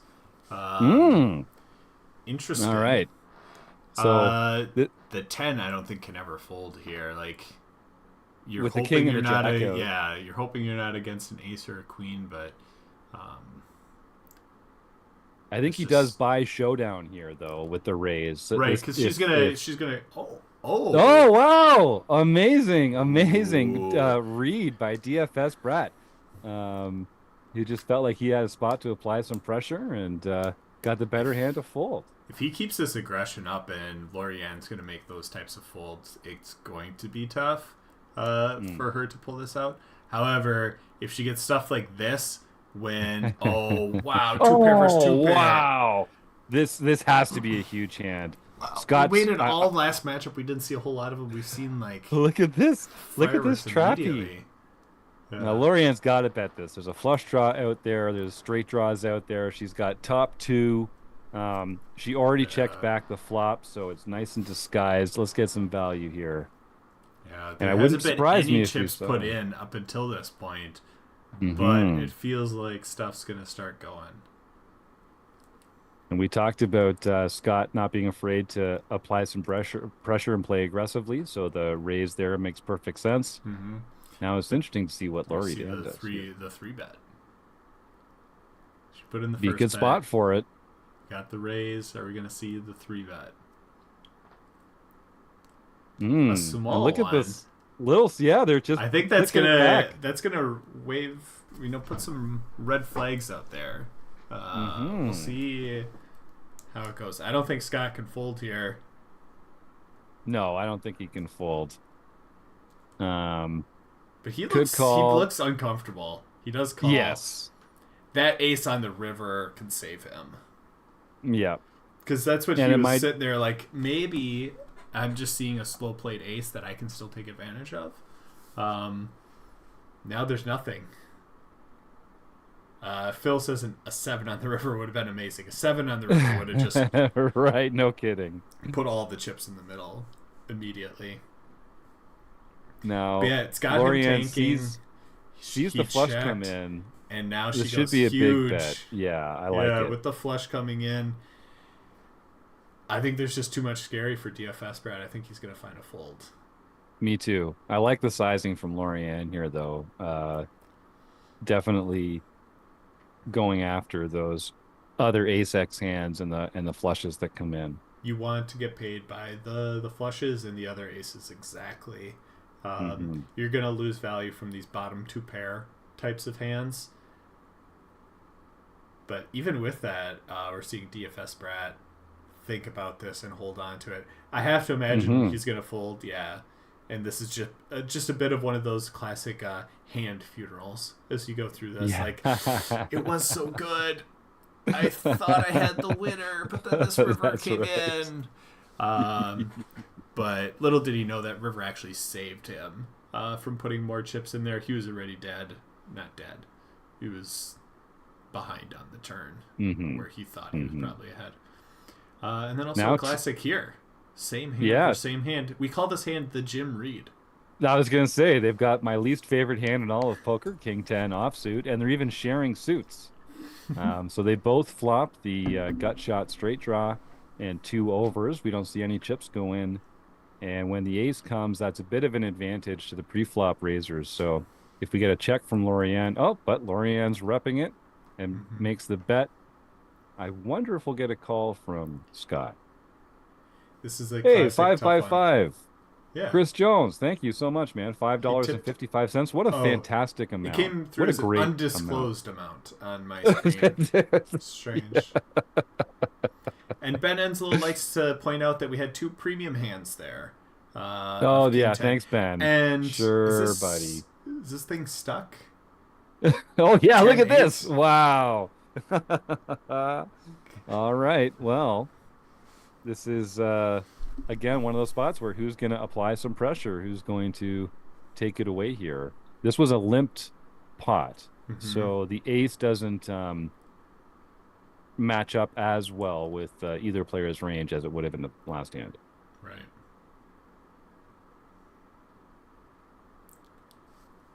Check to the river where they both make second pair. Feels like both of them I'm have to think they're good. I think this goes But bet call bet here. call, like all the Yeah, time. 100%, 100%. Mm-hmm.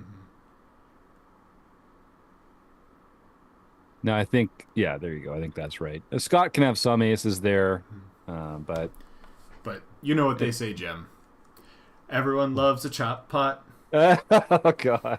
Oh, Yes, I've heard that. oh I've heard okay. that, All right. Taylor. I've heard that that's something Yes. that everyone loves.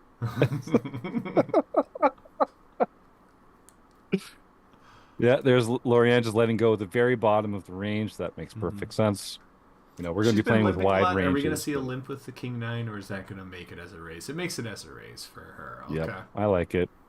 And then honestly, I don't mind a call. You know, we're still deep enough here. Both players have more than 50 big blinds. You can start raising with some of these suited connectors and suited gappers. 7-5 suited just seems a little bit too bad. Is that because it has a five in it, Taylor? You can admit Yes. Yeah. Uh-huh. King High looking all right, and how much do I have to super chat to stop the singing? That's what I was laughing at too. $25. Yeah, I'll It's stop that. it's a real number, but we don't know what it is. It's never Oh, been okay. reached, Chris. Oh, all right. We need a Yeah. series of experiments to find out what is the number.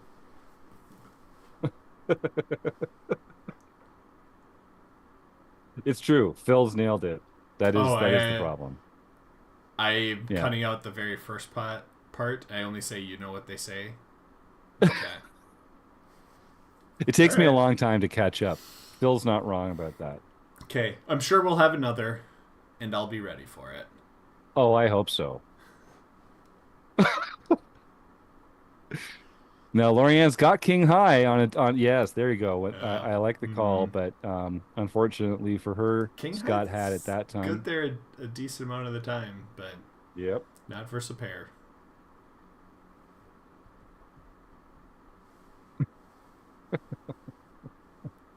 I think everyone's just cheering on chop pots from now on. That's what it sounds like. Yeah, Yeah. everybody wants a chop pot. Isn't that how it goes? Isn't Yep, that the that's song? exactly right. Yeah. All right. Well, advantage Lorianne. She's got high card. She's got the backdoor flush. Now she's got a pair. Um, the flush on board might slow down the action here. So even though it went check check, this Mm-hmm. Brings in a this four might to just a go. straight if you've got a seven. Um, there's just a lot of things that you have to be scared of when you're playing heads up. Mhm. You know, you play this in a 3-bet pot in a 9 max game, and you're just kind of like, yeah, no one's got a 7. You play this in heads up, and you're like, there's a lot of 7s that people can Yeah. have here. There's a lot of 2 pairs. There's a lot of like all these things. So it does make it scarier as we go through this. And here we go. Scott's firing with really just the position and Yeah. heart. Phil's comment out there. I think this is what he was trying to get out of it, but he would like you to leave and have Maria Ho take your spot. So can we Well, work that on makes that? a lot of sense. Yeah. That makes a lot of sense. I'll talk to Maria and see if we can get her in here for one of these weeks. Okay. Yeah. Thanks for the vote of support, Phil, as ever. Dick. Now, I think we'll probably see a call from Lorianne here. I think so. I think when you limp with King 8, you're doing so with the intention of calling if you do get raised. Or not. Yeah. No, it's a cusp hand. It's a cusp hand. I was going to say it's one of those ones where... But heads up, like, it's kind of like you gotta have that right balance. You play 9 max, you play with more people.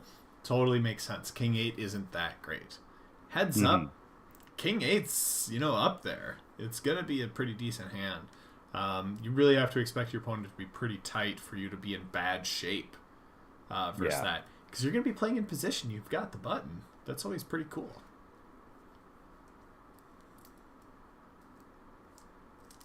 Yeah, I'm seeing a lot of votes in favor of getting Jim out of here and putting Maria Ho in the booth. So, I mean, that's kind of an unfair setup, to be honest with you. Of course, everybody would rather have Maria Ho in here than me. No, I mean, that's I'm not even taking that as a dig. That's just those are just facts. That's facts. To be fair, like, I am in the producing booth, so I can do this, which completely takes Jim out of it. It shows the blank space that we've got behind the scenes, but we can get rid of Jim. It's just a matter of we can't bring Maria Ho into the place. That's hilarious. I almost got it in there in time. Damn it, that was so close. No, that's all right. We can get Phil in here, but we can't get Maria Ho in here. That's what I'm hearing. Well, we'll pass. Hard pass. All right, we'll get the call. Get the call from Scott here, I think. The double gut shot. And an interesting raise, like, we haven't been seeing Lorianne get out of line, but that raise there is getting out of line. And I like to see a little bit of getting out of line. So is she going to follow through a second time? She does half pot. If I was Scott here, like, I'd be folding. Like, we haven't seen this. You've got just the double gut shot. I might just be moving on with my life. But he does call. Now he's going to check here. It's going to be a very interesting spot for Lorianne. Barrel? Because the 5 doesn't change anything. So if he was going to call turn, isn't he also going to call river? But he's got a hand that's not going to call, even though he's got this one, yeah. And with 7 high, it's one of those spots, right? People say like, "Oh, it's my only way to win the hand." It's not really about winning every hand necessarily, but that is true here. Ooh, she does fire it. I love it. I love what a great size too. That just looks like a 10. Yeah. And I love that Scott's thinking about it. I mean, he does have queen high here, which isn't nothing. But if he calls correctly here, I will say something nice about Phil. It's just not going to happen. Like, he's going to find a fold. There's no way he calls with queen high. This call with queen high, yeah, okay. I think that's right. That's correct. Way to go, Lorianne. Great hand by Lorianne there.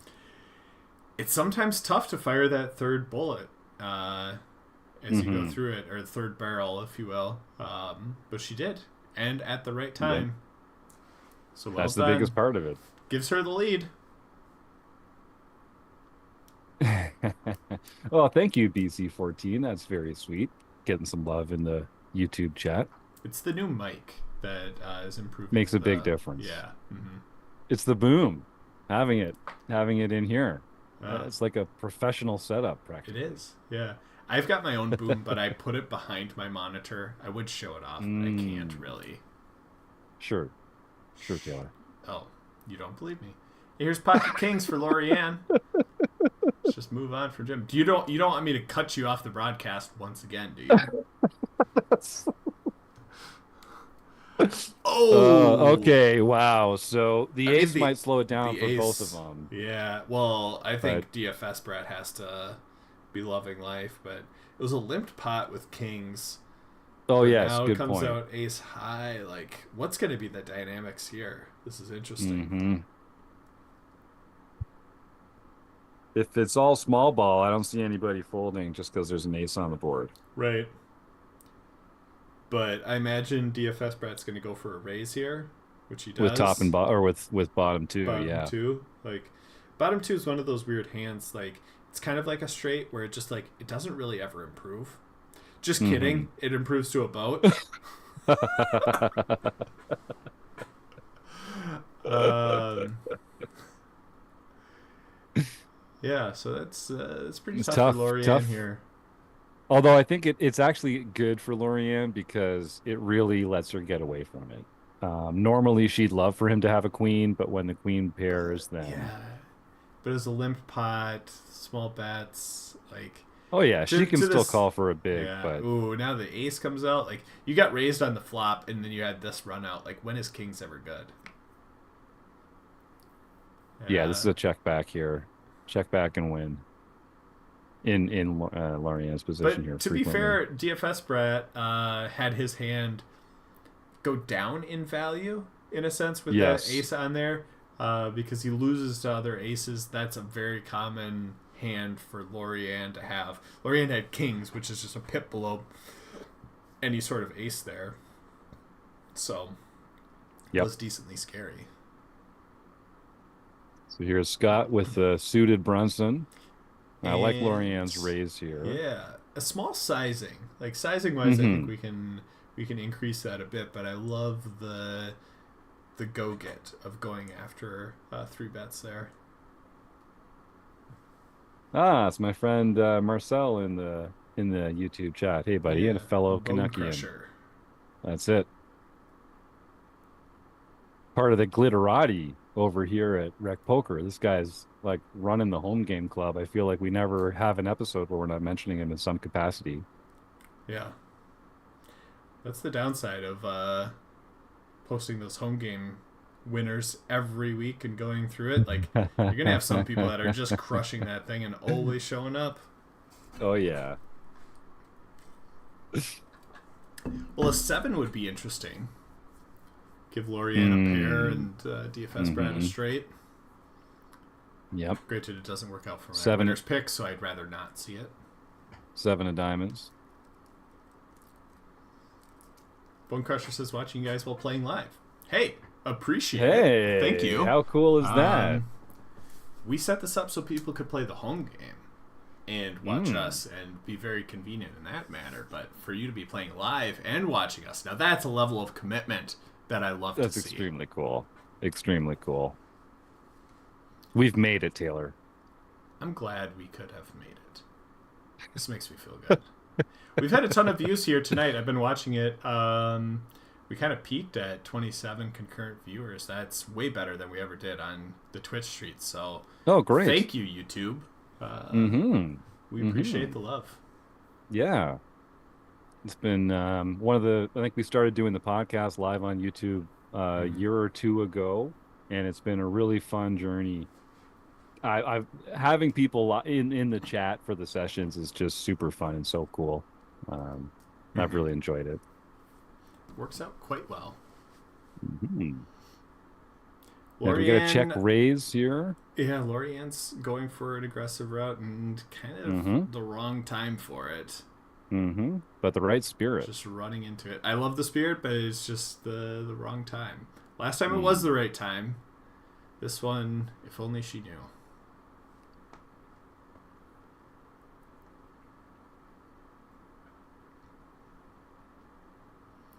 She Yeah, does and I slow think the check. down. That's going to work out in her favor because I imagine Scott's going to now take a bet line. She can't call with Jack Eye.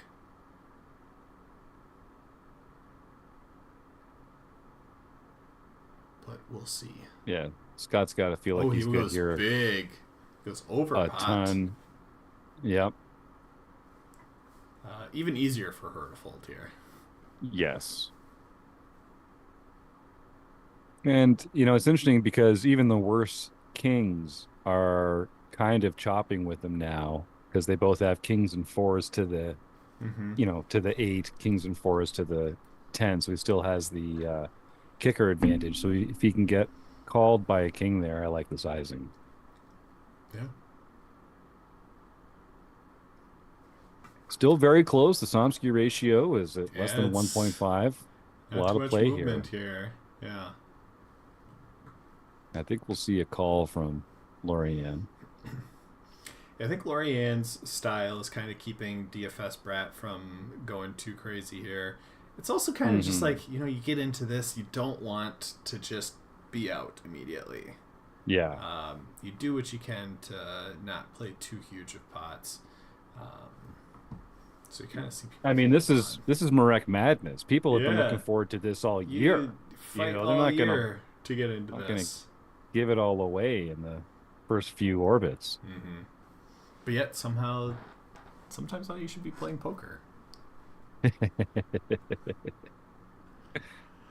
Bottom pair versus two pretty nice high cards with a backdoor diamond draw, and that backdoor diamond draw is starting to show itself. Hmm. If Scott checks here, I'd love to see a bet from Lorianne. She can get called by plenty of worse hands, even without improving. Mm-hmm. Ooh, but Do you like the call or the raise there? yeah, I feel like call is like the standard line in that spot.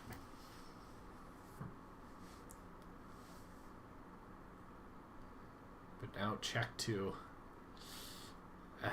These are difficult spots that Lori Yeah, is that's tough. facing. That's tough. Feels like a bet could have potentially won that pot for her, but at the same time, is ace queen high good there sometimes? Like, Yes, I is think Scott so. ever betting turn with like a queen high flush draw, a jack high flush draw, those types of things that you just check and you don't need to bluff to beat? So it is an interesting and difficult spot there. Hmm. And that's one of the toughest parts about these heads up games is, wide range versus Mm-hmm. wide range analysis. It's very hard to know where you are in the hand. And so that, especially when players are checking a lot on flops and turns, you don't even get that kind of extra information about how they're responding to bets and bet sizes and that kind of thing. So you Mm-hmm. really end up uh, kind of guessing, which is Mm-hmm. not fun. Nice little pickup from Scott there.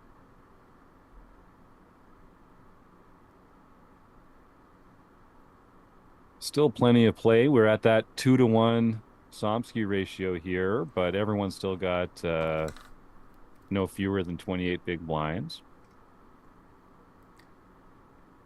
Still deep Yeah, we have enough. seen. Still, an all-in just flips it on its head, just like we saw with Yep, the Rob Kim matchup. So absolutely. it can feel like you're out, but you're never out. And we've seen Lorianne folding just some of the very worst hands consistently, which I don't think is a problem.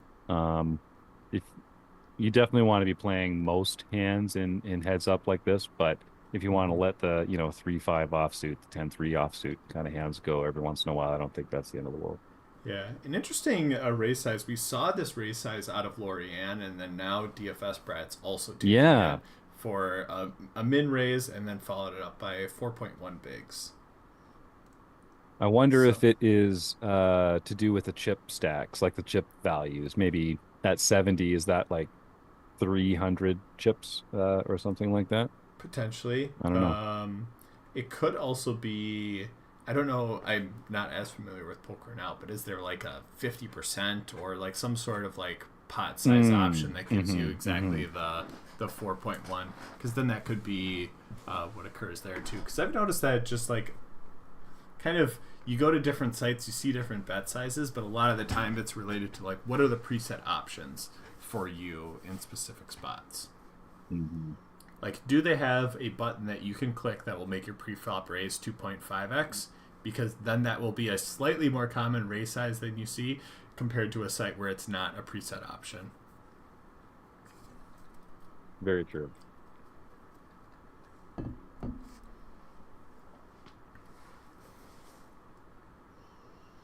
Top pair versus bottom Mm. pair. Mm-hmm. with the Jim Reed looking like it's going to be ahead here. But Lorianne needs it. There's 15 bigs in the middle. She's got 18 and a half behind. This would be a crucial one for her to win. But is Scott going to go big for this? Because he could put some pressure on. Mm-hmm.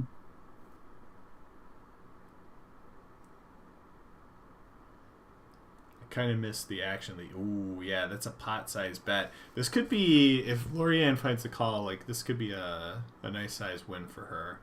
But we did see her, I forget the exact situation. It was the 10 high flush, like, immediately. Didn't have, like, that great of a hand, and we saw her ultimately fold. This feels very similar pressure-esque for her to be going after, where Scott's turning bottom pair into a bluff. Oh, Lorianne goes all in. Oh, and a quick fold from Scott. Oh. Yeah, Well, knew he was bluffing. Yeah, You knew he was well. bluffing, but you never know. There's still some 2s and 4s in the deck when that river comes. Getting a pretty good price. That's the only. It's gonna flip it in Lorianne's favor. Yeah. Just that one It's hand. still Like anyone's game. Like if Lorianne does kind of buckle under the pressure there, does find a fold, like it's way in Scott's favor. Mm-hmm. She clicks it, goes all in. Scott folds. Now it's in Lorianne's favor. So it's like those types of things can be so swingy for these matchups.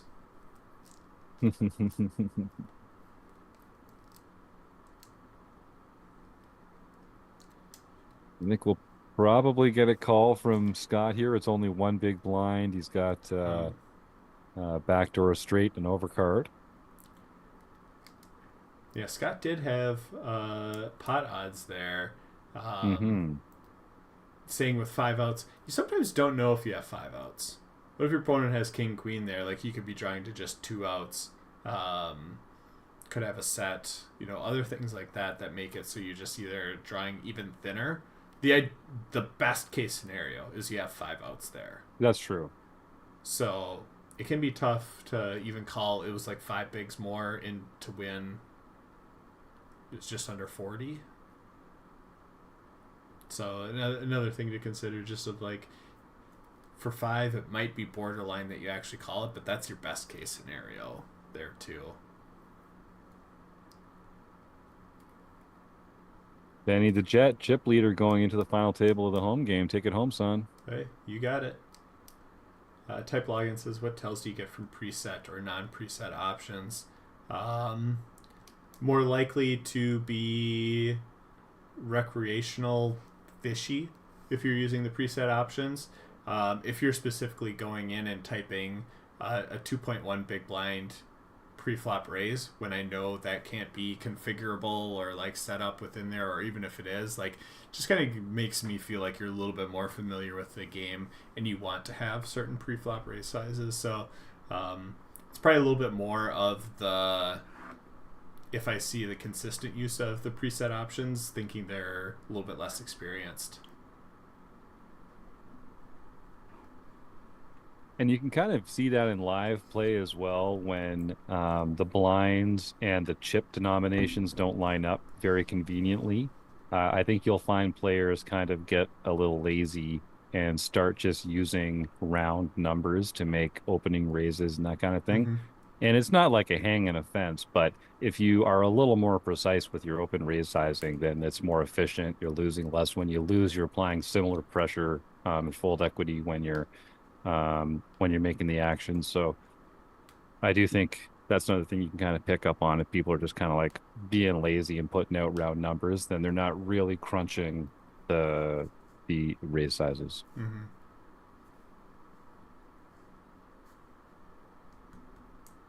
Let's probably get a bet from Scott here. Yeah. This isn't the dirty diaper. Is this like the clean diaper? The clean diaper? Is that like what it's called? Right? Like when it's suited, it's not the dirty diaper. It's not dirty. It's still a diaper. Right. So I think you're right. The clean diaper. Yep. Yeah, okay. Right. Ooh, yeah. I love it. Let's click it back. Let's just click it back. Mm-hmm. I mean, this was a single raise pot. Lorianne's got all sorts of that middle of the deck, that 6, 8, 10 range. Mm-hmm.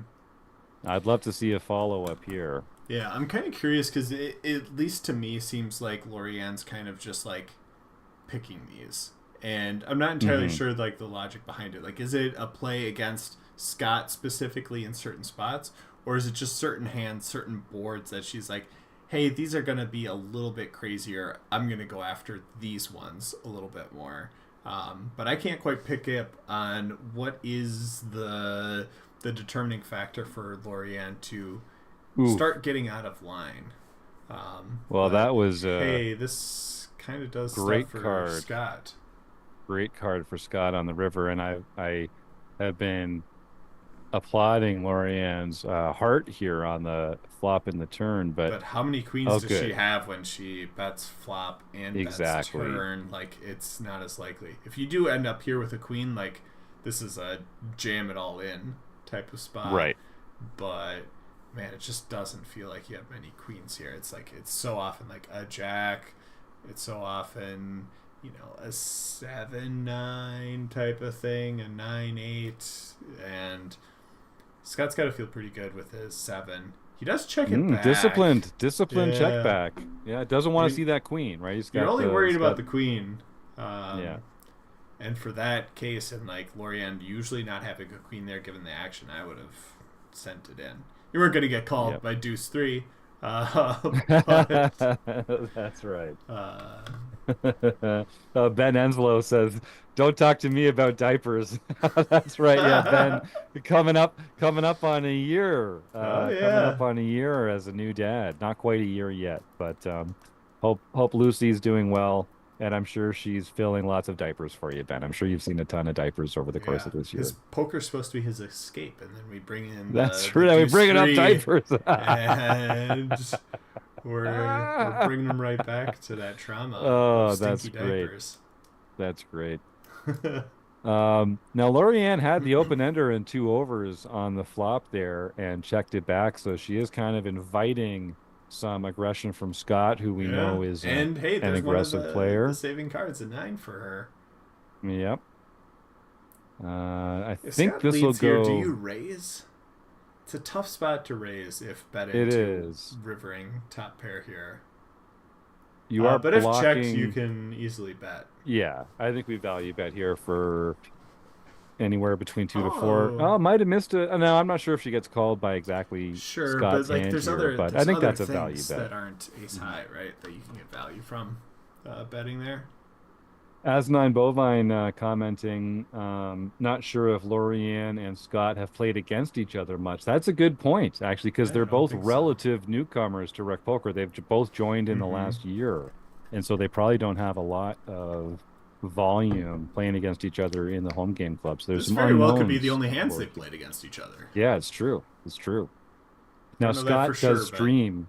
Scott streams his play on the weekends, and so it's possible that Lorianne, who's very active in our community now since she got you on think board you think she was several months scouting? ago, She was could have been scouting. doing some scouting. She's Could have doing been some doing scouting. Good call. some Well, oppo yeah, research. yeah. Well played by her if she did some scouting. Mm. She's a savvy veteran. She She would do it knows. She sneakily knows too, all the right? tricks. She would. He would have Yeah, no idea. yeah. He would have no idea. No, it sounds like they've never Ooh, actually played together. So there yeah. you go. Ooh, the gut shot straight, making a big bet here. Hmm. And it Because is a tricky Lorian, spot for oh Lorianne. wow, yeah, finding a fold. Mm-hmm. So this is kind of as we described. Scott's the online player. He's taking a lot more chances. He's playing more aggressively. Lorianne's, focused on good, Mm-hmm. solid play, not making big mistakes, strong, like good, disciplined folds, not gonna give the game away. And I gotta, say, Taylor, the structures that you set up here do allow for a lot of play, feeling each That's other out, that's what we want. seeing how Like the we small want a ball decent amount of develops. hands. So, um, like that's the whole point. Like you're gonna have some matches that go 10 hands and are over. Mhm. But that's not what you really want playing. That's not really what you want watching. You want to see some of this back and forth. You want to see the battling. And we're seeing that. Like, we saw for sure with Rob and Kim. That was a fun match. That was great. This one's turning into a decently fun match, too. We're seeing different styles. It felt like Kim was kind of leading the charge on the last one. Rob was just trying to, like, fight back and react. This one, it feels like DFS Brett has, like, a higher threshold for, like, what am I willing to bluff with? And it feels like Lorianne has, like, a lower threshold for what am I willing to call with? And it's been interesting to kind of see how we're playing this out. Because at the same time, we're also seeing Lorianne bluff a decent amount. She's got a low threshold, it seems, for calling, but also willing to bluff in certain spots. Yep. But I have to cheer against her in this hand. Yeah, of course you do, because she's holding your favorite hand, pocket fives. I feel like now I will say we saw Ace 9 versus 5s earlier, didn't we? It's true. The 9 hit there, yeah, Lorianne going for it. Hard to make a pair. Now we'll get the call from Scott here. 9, yeah, 9-5-2. Well, all right. Well, so I'd love to see a bet from Lorianne here. This is the kind of flop you don't often get flops with 2 unders to your 5, so this is a good spot to be in. Yep. Now we've got an SPR of about 3, so this absolutely could get in on this hand, but it would take a diamond, a 9, or an ace to get Scott involved. I wouldn't be surprised if he called here. Yeah, good discipline fold. Yeah, it's one of those spots, right? Because it's like you have a 3-bet pot, you get to the flop, you hit nothing.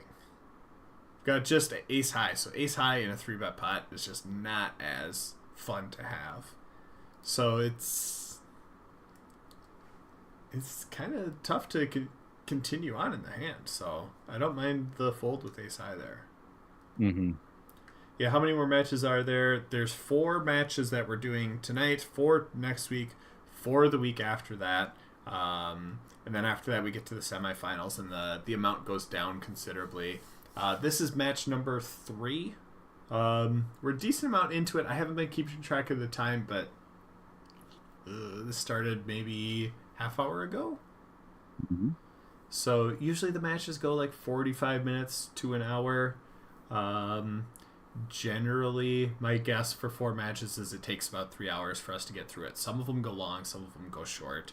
But our guesstimate that we have for Jim and going through this is that we'll be done at about 11 o'clock tonight. But if the matches go long, the matches go long. We'll be here.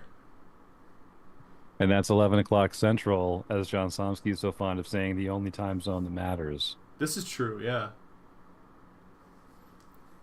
All right, now let's see. So we're at that. So close to being even. Like, I know, it's so close. You took the words right out of my mouth.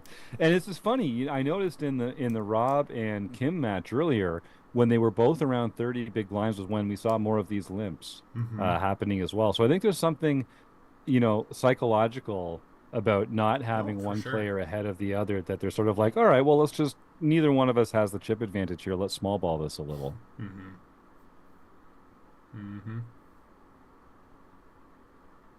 So I think Scott has a vulnerable value hand, so that tells me it's time for a bet. I'd expect like 3. I don't know. This feels... Oh, he's going bigger. That's big, yeah.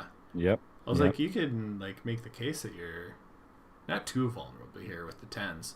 What are you expecting to get called by?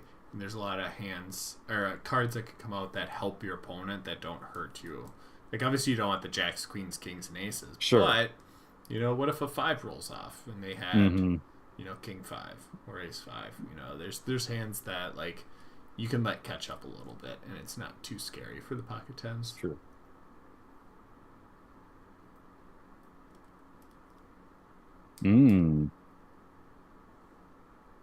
Interesting. Neither player really loving that board. Scott's got the betting lead. A tiny pair and a flush draw. The worst one. I would have liked just a small bet from Scott in position there.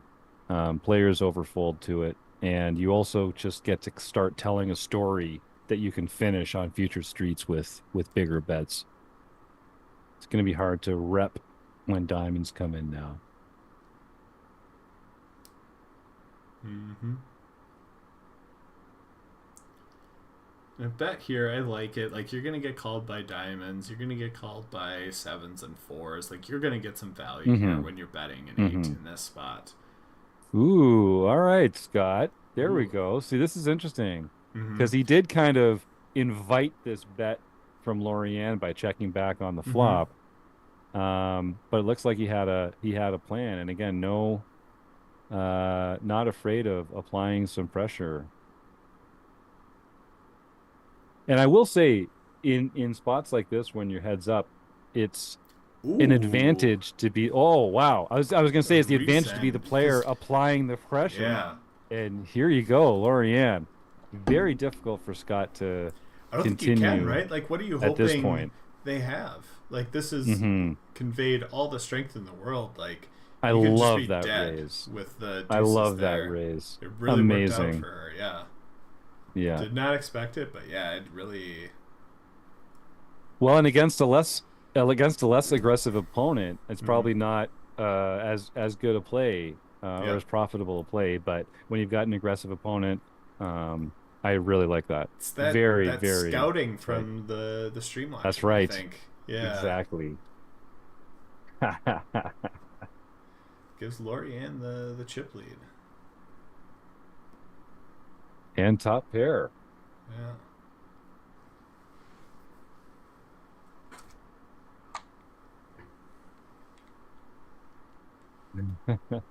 Lorianne says she didn't actually do any scouting. She That's she's exactly what she'd clarifying. want us to think. That's not what I was gonna say. That's just what she's saying, though. Uh, uh. Ooh, top pair for second pair. Yeah, this is gonna be tricky. Do we get a bet from? Do we get a bet from Scott? I think just given the action, it feels like it's gone a little bit slow. I feel like Scott's gonna find a bet here and want to start putting some chips in the middle. Um, Hmm. just a call and then Ooh, improving to a straight. yeah. Now But out of Scott will have position, like some. now, how do you get Yeah, this? it's Like if you're just out of, hard. It's so hard. Yeah, I hate because playing what out of is position. yeah?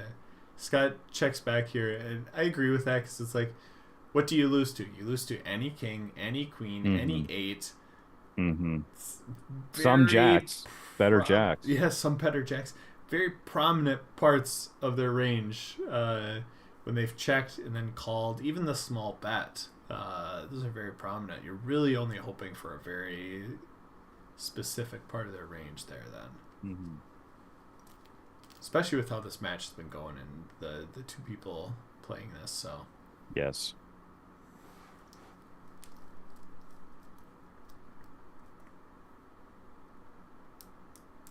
Another one of those spots where if they could only see each other's cards, they would just start they would betting. just bet. Just bet. Yeah.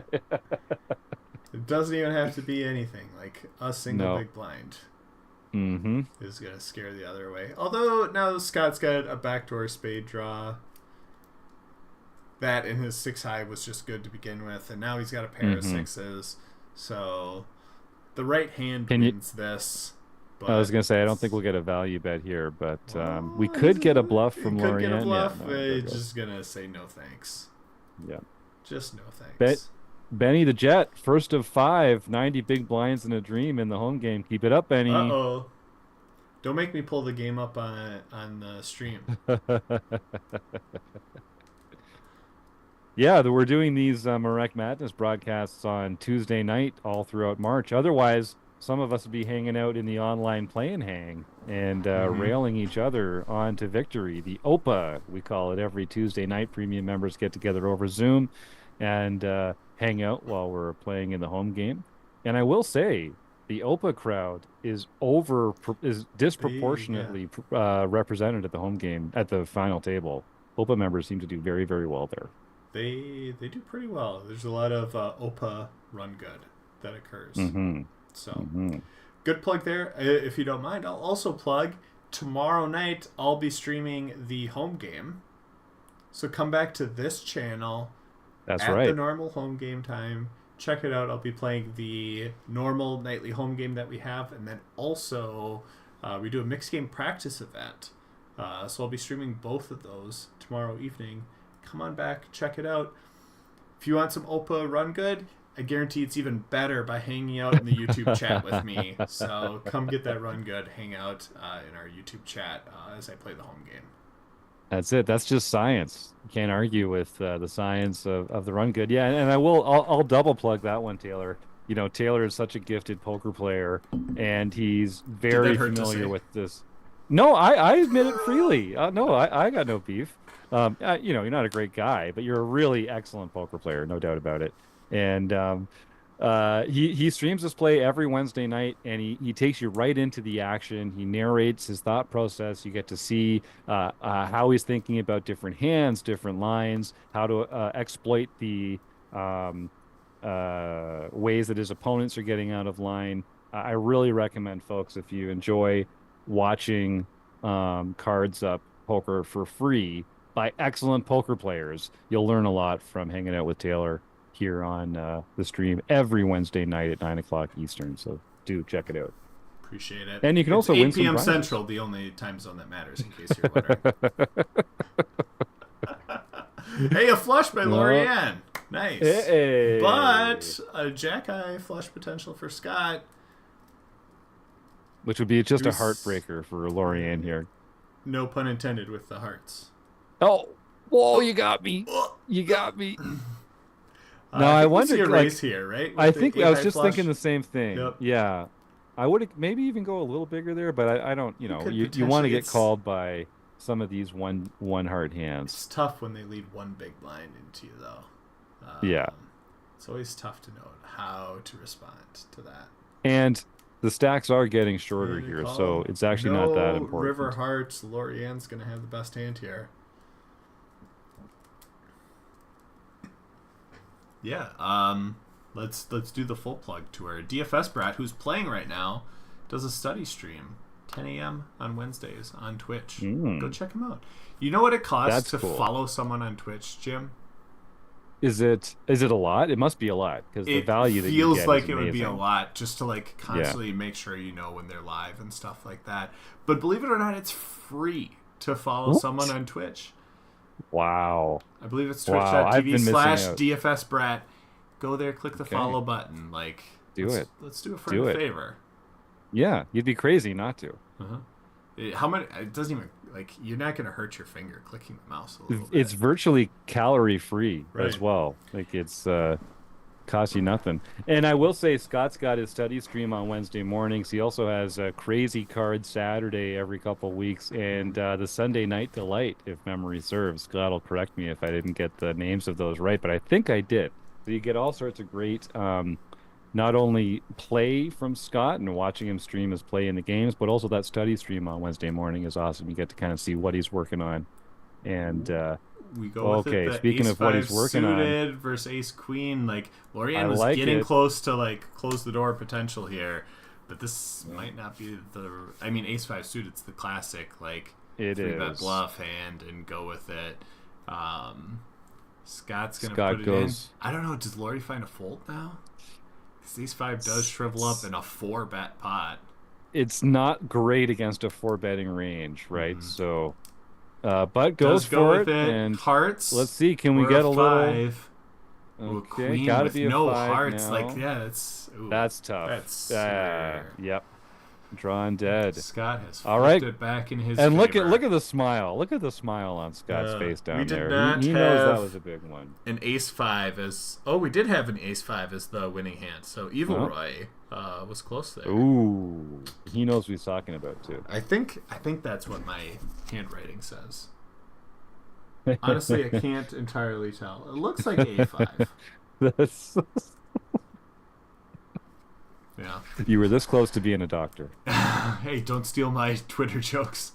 How's the taste? How's the taste, Taylor? Going down the other way.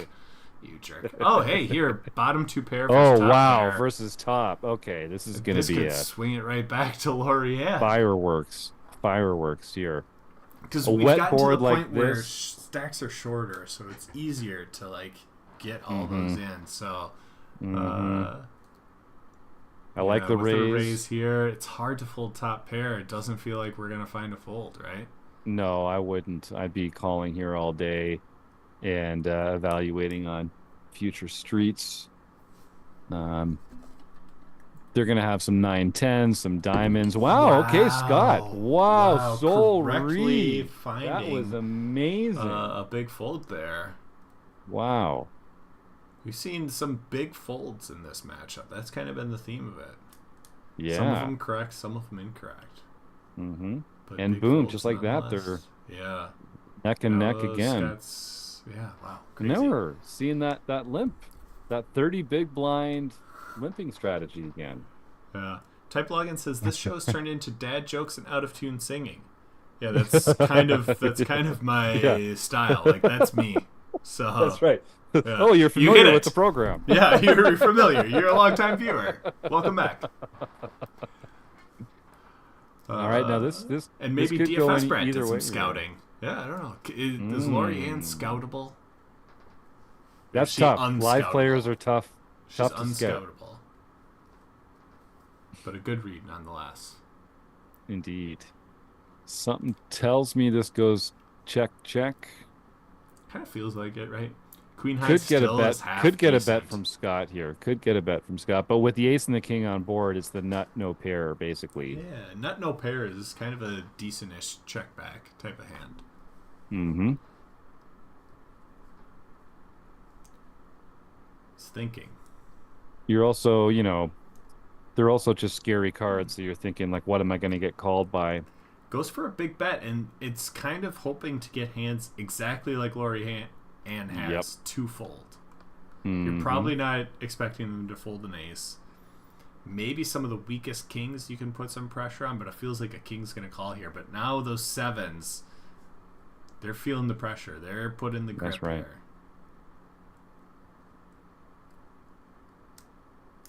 And stacks are getting short, so you really And a want fold. to use that time Mhm. bank. Don't make any rash decisions. As my friend Rob Washam always says, take your hand off the mouse. Hand off the Just mouse. Think consider- it through. Just give yourself a little time. Mm-hmm. Give yourself a little think. I might see a raise from Scott here. He's got two Broadway cards with in this kind of scenario. That's a value That's hand. what we see. Mm-hmm. This might be one that Lorianne lets go. We've seen her releasing the low Hey, five unsuited high, hands before. We saw her fold, what was it, King 9 offsuit? King 8 offsuit? Versus taking a limp and then getting raised. Oh We yes, saw that her was King fold 9 that. off. Oh yeah, King 8. King 8. That's right. That's so right. 5-4 feels considerably Mhm. worse than that. So Mm-hmm.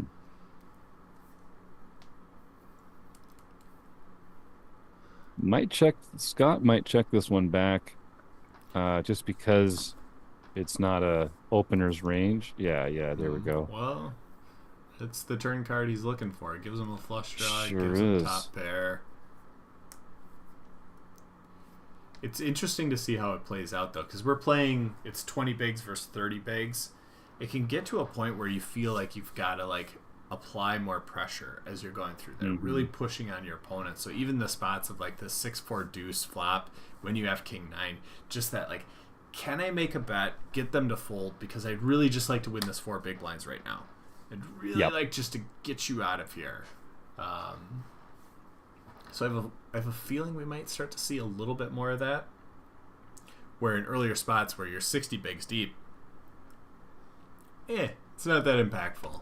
Ooh, a raise, Getting spicy. but not the Getting right spicy. time for it, because this was the exact turn card Scott was hoping for. Yeah, I don't think Scott's going away, but I like the heart here. Being in position, do you just call in this spot and then just play rivers? Yeah. With the I mean, it's clubs such a- bricking out and your king high, like, or your pair of kings, I should say, feels like a spot where you're just hoping to kind of call down. And Lorianne's she's set it up here for How much a pressure? pot-sized Yeah. river shove. Are we gonna see the full pot size river shove? And it's gonna put There Scott it in is. Now tussle. that- I think he's gonna have to call. I think so too, but it is a tough spot, and I think I'm he looking. you know, I don't see a king 9, so has to. in the guesses. He's got to He's got to have some folds here. Hands off the And mouse, think it through. yep, that's right. But Take your time. this feels like a call we have to make. We have a club, we're blocking it. We turn top pair. We've seen her kind of get out of line in a few other spots. Like, it really only takes a few of those examples for me to be like, this might be a spot where it's just getting out of line. However, the inverse of it, you call and you're wrong, you're down to barely anything. True. And you're really in a tough spot. So this really is the match-defining call or fold, depending on where we're at. He's using that time bank. This is a good thing to be thinking about.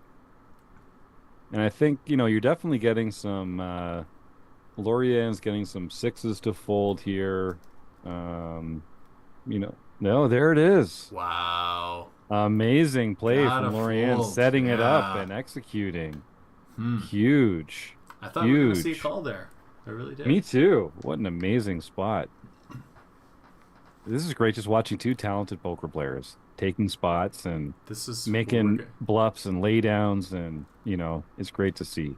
Yeah. There's 15 of these matches. This is only number 3. Like, it's just going to keep ramping up the That's intensity. This is just round 1.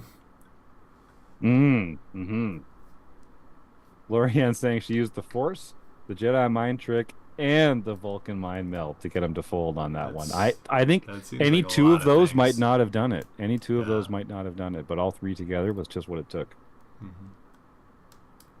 So again, I'm seeing this interesting sizing where the raise is smaller than I would expect.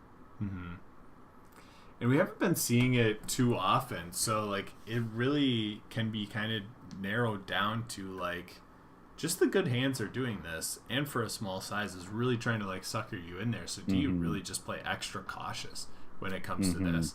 That's like, hey, I'm gonna call 9-8, but I'm gonna call 9-8 with the intention of flopping trips, flopping a straight draw, or flopping 2 pair, and otherwise I'm gonna be relatively disinterested in this hand.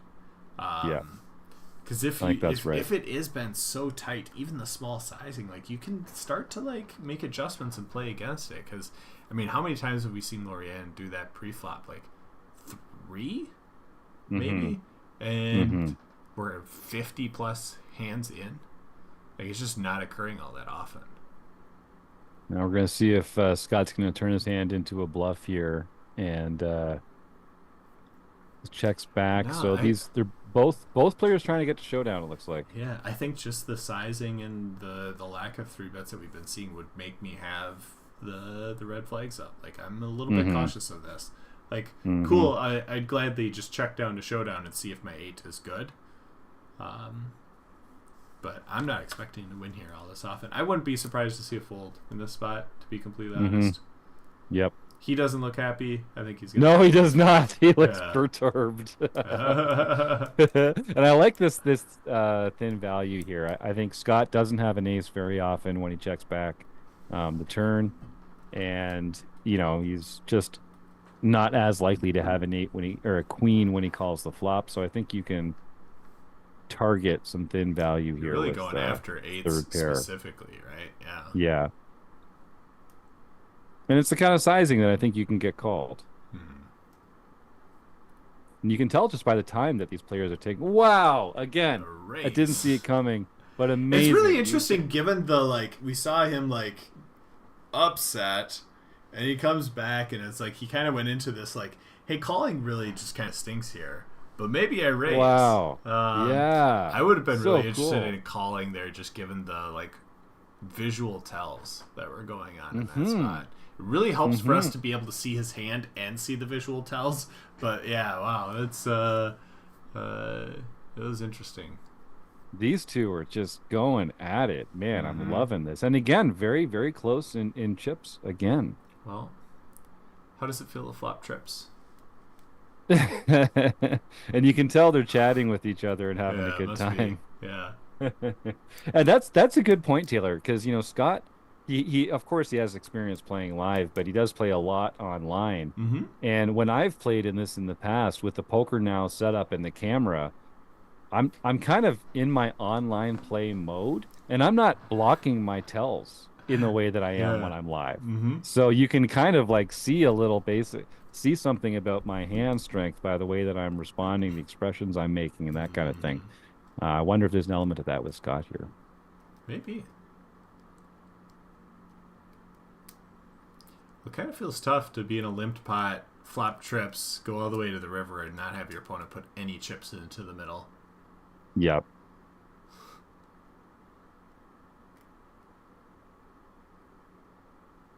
Now in this case again, Lorianne has exactly the The nut nut no nut no pair. pair there. Yeah. But still can't even So find a single bet. And now we got a premium for DFS. getting down to about 20 bigs Mm-hmm. effective. Two Pretty overs and a good gut flop. shot. Doesn't seem like Yeah. anything's going to fold too quick. This doesn't hit too Backdoor well with the flush. pre-flop range. I don't know. Maybe kings will be the winning hand. If I think we're going to see a bet from Scott here. Oh, pot. That's interesting. Ooh. Dynamic board. So Yeah, that's interesting though, because you it's like what might, really connects with the opponents. This might be yeah, one of those hands that actually does find a call. it might even find a raise. I mean, the stacks are getting pretty short. But this isn't the opener's board, so we could see like a no. Hmm. All right, I think that's Wow. probably wise. Mm-hmm. Those back doors. Yeah, that was an interesting one because it's like, what do they generally have there? Like, you're just getting a lot of folds from like Queen 10, Queen Jack, Mm. Ace Hmm. 7, or not Ace 7, right? Because 7 was a pair, Ace 9. Like, there's a lot of other stuff, and it's like, don't you want to build a pot with kings a bit there? But hey, it worked out. If they had a 7, maybe it just ends up working out in his favor, where kings are going to Mm. stack a 7.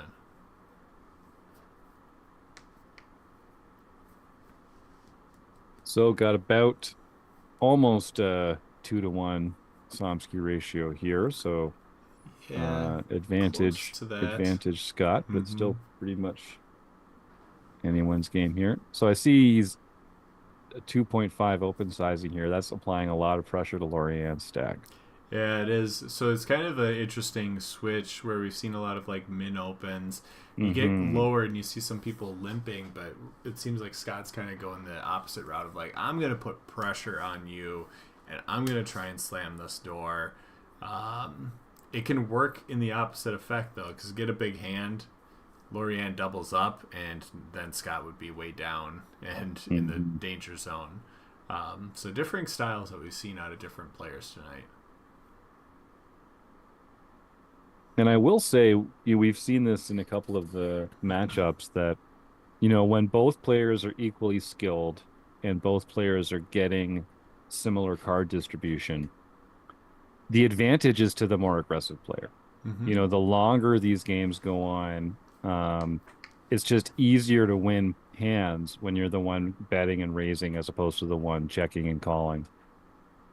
So that does kind of tilt the scales a little bit in Scott's favor, I think, because he just makes so Yeah. many aggressive He actions. makes he makes more, but we have seen some aggressive actions out of Lorianne, and it's kind of worked out in her favor. Hmm. I mean, like we can't go too far without looking a little bit back and seeing the ace high bluff versus Scott's top So pair, good. and That then was like so it good. works out, and it's like. When you're not aggressive all the time, but do show some signs of aggression, like that can be really tough to play against too. So it's all about Hmm. having the right balance, the right timing for making these moves. But a little tough spot to be down on 12 bigs effective for Lorianne here.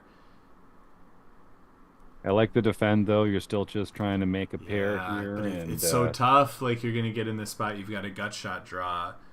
Actually, it's a double gutter, right? Because the hmm. three or an 8. So I guess technically open ended, but the 9 is also there to make it like a even better open ended.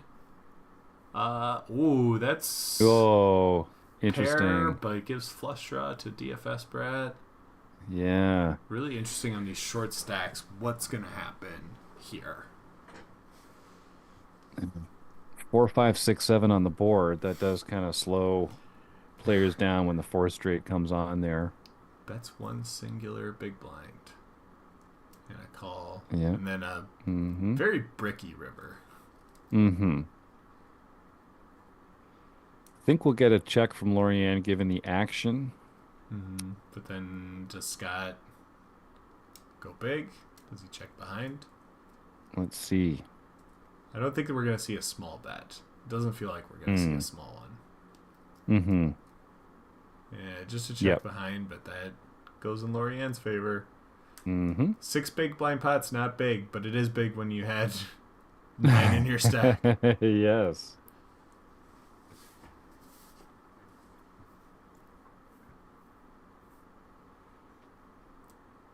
When 7 high is the best pre-flop hand, it's oh wow. Oh wow. I was gonna say it's Jinx. not all that exciting. Maybe I should really just shut up at certain points. But it's like, wow, on this flop, straight first 2 pair. Holy cow! That's great. This is such a dangerous spot though. This could just Scott can boat up. Little does she know that like a raise would have worked so well there. Raise there just works absolutely perfect. It is a bit spicy of a turn card, but straight's still good. Oh, 2 yeah, pairs gotta definitely. Feel decent. Oh, there now it we is. gotta raise. There. Oh, look at Scott. Let's see. This is what I mean. When you're playing, you're used to playing online, but you've got the camera on. You can Scott looks have the disturbed distress. by that. Yeah. He looks visually disturbed. So that's a good sign for Lorianne. All right, there. Let's finds go. a fold. Wow, that could have been so big. Really. Oh boy. Kings again. Jeez. We are seeing some. Wasn't there a big fold that Scott made fire. and then got kings immediately afterwards and then... I mean, the After poker we got- gods reward tight folds. they? I have noticed Wow. that. I have noticed that. That's been my experience. I need to do that more often. I'm not one to make a tight fold.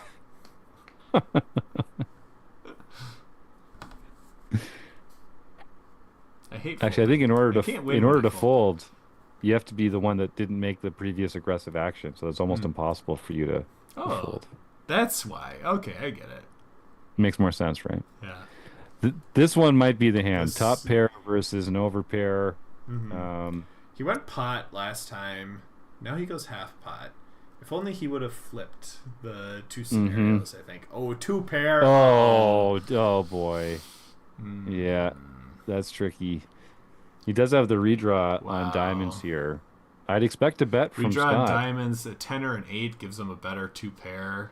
But it feels like there's going to be a lot of chips going in here. Because he's going to bet, right?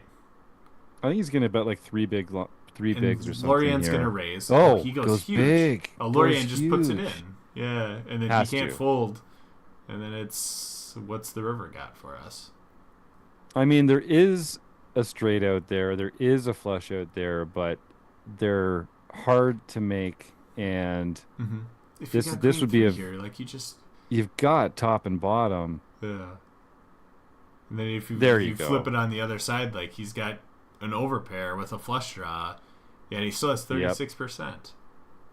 All right, let's see. Oh, Oh, oh, wow. yeah, Yeah. Man. I mean, you don't even think about it, but like in some of these spots, you've got more outs. You've got more outs than you think. That was okay. Well, congratulations, Scott. Yeah, well Scott done, Beckham. Scott. TFS That was a Brad. long and well match. played, Lorianne. Yeah. Holy cow, that was a great match. good match. Honestly, no one guessed kings. They blew my mind. A couple of the Yeah, plays in that, both of them. Honestly, there was some amazing raises and bluffs and laydowns. Honestly, that was really really cool. Very impressive. Very impressive. Good matchups that we got going on here. Matchup number 4 coming up. Eric There we Jin go. is going to be playing Kathleen Twomey, who won her way in. Our second That's right. winner of our quarterly competition to get into this. So Could be a good matchup here. This is going to be a little bit of... we had unfamiliar territory of Scott versus Lorianne. This is also going to be somewhat unfamiliar territory of Eric versus Kathleen. So, could be a good match. Probably a good one. I'm excited to close out the night. This is match number 4 for us. Now, Eric is a very active player. He's a Wrecking Crew member. He hosts our Play, Explain, and Learn every other Thursday night on Poker Now. So he's familiar with the software. Eric plays a lot of live cash in California. I know Kathleen has been a premium member for a while. She plays live mostly, I believe, although she's also a frequent player in our home game club. I'm more familiar with Eric's game than Kathleen's. I've played more with Eric. Eric is an excellent player, very sophisticated, very tricky, unpredictable, solid. I just don't know Kathleen's game as well, but she did win a heads-up bracket to get her way in here. But then so did Eric. I think I'm giving Eric the slight edge in this one. Partly just because I know his game so well, and partly because I know he's an aggressive player. And like we're saying, those aggressive players tend to have a bit of an advantage in this structure. All right, I'm going Kathleen. I said I'm making my women's predictions. We had 3 women matches tonight. I went with all of them. It's let me down so far. Don't let me down. Maddie Bumpo, as you might recognize her in the home game. That's right. Playing here. So I see some guesses out there. If you haven't already, go out there and get your guesses in for the giveaway. Guess what you think the winning hand is going to be in this matchup. I'm seeing them all come through. So, type login. Going with the 8-7 with the super chat. Appreciate it. Oh wow, yeah, get that guest to the top of the list. Type Yep. login. Good for you, man. Thank you so we'll much. let you We're gonna double make win sure. if that's the case. That's right. Boy, this one might be Lorianne, over you in did the not first let me hand. down. Look at You this. played a very well match. All we needed was the river to not pair the board, right? Like, all it we were would've right taken. there, Lorianne. We were so close. Yeah, extremely well played. I was really impressed with both players in that match. Yeah, it's been some good matches so far. Oh yeah. And you make a pick of Binkley, Eric Jin, and he just gets kings immediately out the gate versus ace 10. Like, Nice life, right? holy cow. There you go. Like, you could have played this hand out after about 30 minutes, and all the chips are just getting in. But too early for this deck setup. Yep. They're not getting it all true. in on 75 bigs, but yeah, it's a setup to start this thing off. And you're getting in there. I think these two have probably what a turn. played each other. Oh, Oh jeez. wow. Turning top pair versus the over pair. So we're definitely going to see a bet from Eric here. Wouldn't be surprised. Like 6 big blinds. Yep, nailed it. Wow, crushed it. And now there's definitely not folding. Yep, there we go. So I see the chat. Maddie Bumpo is trying to get it to show in big blinds. That might be distracting her enough to keep her from getting in there and going for a raise on this top pair. It might be saving her. All right, let's get this chat out of here. Like, we'll figure it out, okay? We're trying to get it, because we're so we got to shout out Poker Now. This is a fantastic platform. It's free. Yeah. You can just go to www.pokernow.club and you can play with your friends. You can play with audio, video. It's a fantastic platform. We've been using it in our training material and our live streams and stuff like this for several years now. So do go and check it out. And there are lots of ways to customize it to show big blinds and chips and to change the structures and that kind of stuff. That you're playing, be able to see cards, it is. all that fun stuff. That's why we utilize it. Really cool. It helps us out a bunch. Yeah. So, and a big thank you to Type Login for that. I got another super chat here. This is amazing. So we're raising a lot of money for food bank here tonight. Awesome. So congratulations to Appreciate it. everybody. Thank you so much. Yeah. But yeah, I joked like we could have seen it all in. We did see a big swing though. Like it's 100 bigs to 50 bigs now. Like we saw a third of the stack shift one person to the other, and now it's a 2-to-1 chip advantage, just right away from the start. So even though it wasn't an all in, it was decently impactful as we go through this. So yeah, Binkley just hit another turn card here. One that helps him out. Last time it helped out his opponent in a way that gets him paid. Now it's just improving his hand. So I expect another value bet. Feels like with this board, I think you still go for value with 2 pair, even though 5 makes it straight. So I think so. You can always bet fold. Yeah. And then bets 4, gets called, adds to a stack. I think that's right. And tough for Matty Bumpo to get away from second pair there too. Mm-hmm. It's just been a very clean first 4 hands here for Binkley to just win. Mm-hmm. I love the open from Kathleen here, bringing it to 2.5. Somehow was expecting a jack, just with how this one had started off. Wow. There's the turn. There's the magic turn. That was a hell of a way to go, Eric. Jeez. Oh, jeez. Yeah. Lorianne in the chat saying, so far the screen name Binkley is oddly appropriate. Yeah, he's been binking a lot. He's a binker, no doubt about it. Turn card comes out and it just bink. Like you can hear it. Eric is also not as famous as he should be, but famous for being the originator of Stake Study Stack on the Chats edition of the podcast. And in fact, I believe you can even go to stakestudystack.com and find some clips of Eric's favorite versions of Stake Study Stack, because it is his brainchild. Wow. And we're all very, very appreciative of Eric for bringing that fantastic idea to the podcast. Is there a reason why you changed it last night on the episode? From opening. Oh, oh, you noticed that, did you? I might have. Yeah. Not offhand. Okay. We have a proprietary formula that we use to determine how we do certain things back there. I don't want to share it publicly. Why did I know a 9 was coming in this hand? Holy cow! Jeez. Wow. Can Eric Bumpo request a refund? Yeah, can we get table change? Can we get a deck change? Can we get a deck change for Kathleen here? Because, man, she's getting in.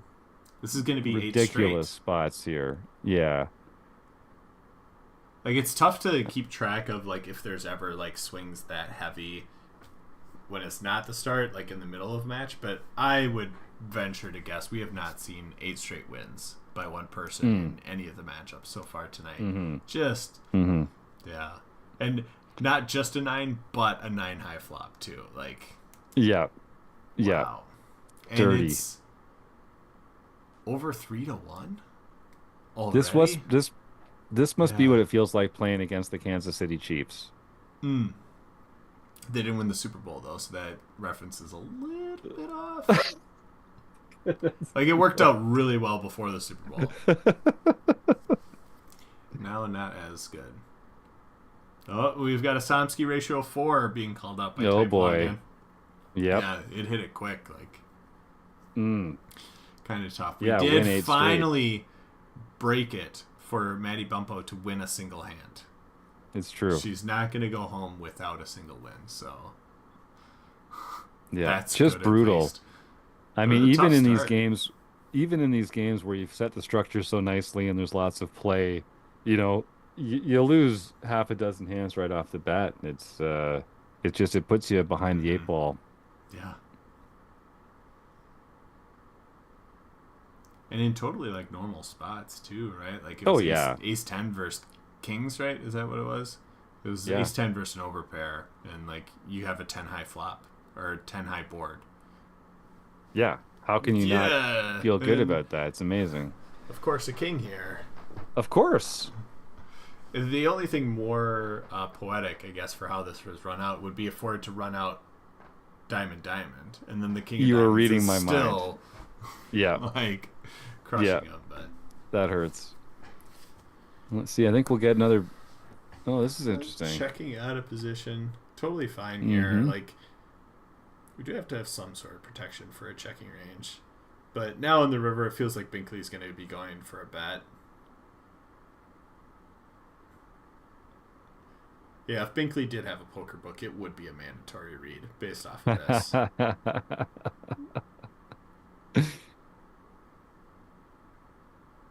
Yep.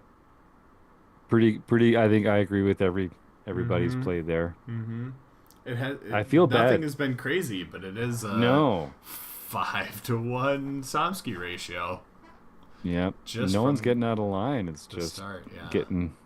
getting tough boards for their hands. I think we'll see a raise from. Oh, okay. So we're just playing the limp here, and something tells me Eric will check back, and he does. And I thought you were going to say something's going to tell me Eric's going to make a pair. Make a pair? Like ace-6 Yeah. here on an 8-deuce-deuce board Feels is great. good. It's a Definitely. good spot to be in. Like, you feel confident. Definitely. But, I don't know. I'm scared for everyone Eric, that Binkley faces in this tournament, because no kidding. Guy's on fire. it's just the start. Then again, we could see the classic Rob Kim flip. Like, what if, you know? What if all of a sudden the deck flips in the other way? Matty Bumpo Right. runs it back, doubles Yeah. up, takes the Yep. chip lead. We've seen it. We've seen it It's happen. not over.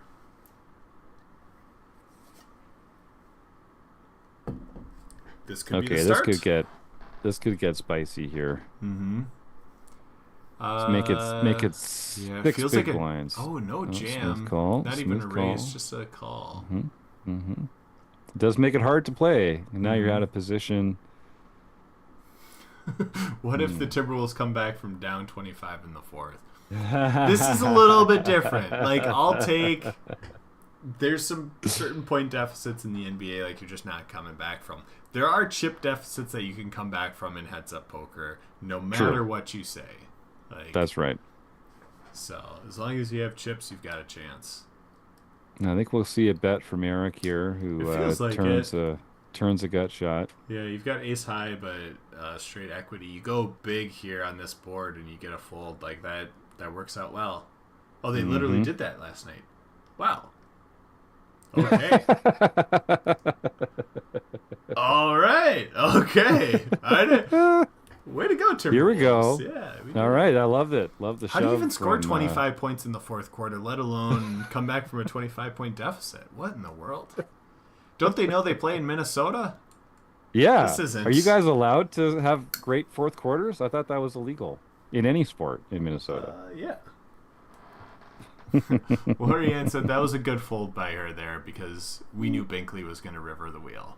Right. Yeah. It's going to be so brutal for Kathleen here when it goes. When it goes King, yeah. Okay, all right.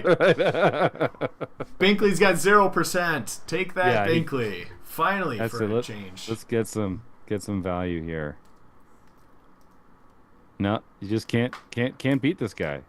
Can't win chips off him. Well, here's a way. Okay. Ace Let's queen see if versus we get king an queen. open. Yeah. All right, there's the 3x. And a call king high. Oh. That was kind of expecting king high. All right, check. I'd love to see a bet from Matty Bumpo here. Yep, perfect. Great sizing. And a call. Good action. Get called by worse. Now it goes check. Like ace think it queen goes- high is yeah. good. Doesn't need to bluff. Check. Yep. Yep, And exactly. wins, Nice. So the chips do move to that side of the table. It's not impossible. Strange. Weird. Well, they moved over there, and then we got dealt. Ah, I can't believe I won one. Yeah, that's right. That's neither how it could we. feels. But yeah, she wins one, and then it gets rewarded with ace jack Oh versus ace eight. God. This feels like a setup here. I don't think there's going to be too many chips that get in there with the ace king queen flop. Like, you don't feel super confident. No, but it's 20 big blinds. It's been hard to make a hand. You finally make top pair. I think if I'm in Kathleen's spot, I'm in sort of equity realization mode here. But Yeah. let's see. Eric's got to be value betting here. Yep. Ooh, yeah, he goes big now. It's just how do you fold? Yeah, I don't think he I can think fold. I think he this call. might be it. Oh Oh wow. wow, amazing. Amazing fold. Holy cow. Nice. Amazing. That was great. Yeah, Kathleen just Toomey yeah. pulling out every tool in the arsenal here. Huh? All right, now Kathleen doesn't know it, but she does not want to hit her queen. Yeah. Um, and this could easily be a board that Binkley tries to represent. You know, a Oh, for strong sure when it hand when goes. it was played passively pre-flop by Matty Bumpo. Yeah, yeah. And then this probably, if she's not three betting this one pre-flop, I'm guessing she doesn't raise the. Oh, okay, here you Ooh. go. We do Great see spot it for it. raise. Yeah, it's gonna end up working out. I think Binkley just gets out of the way. Given how the other prior hands have gone, when you've got Mm-hmm. just a 10 here and you get raised, like this just seems like a very easy like get out of the way. Like I don't care if I could hit a queen and, you know, win. You just get Mm-hmm. out of the way. You're not chasing four outs.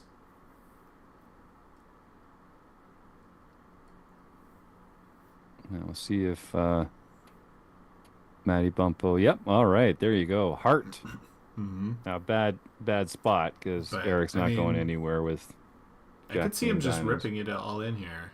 Oh, he goes Mm-hmm. small three bet size, which I don't Yep. mind given how prior hands have played out. Like, if you go all in, you're only getting called by hands that beat you. If you go small, those same hands that beat you are still going to just call. At least that's what it feels like. And then Mm-hmm. you get to play post flop.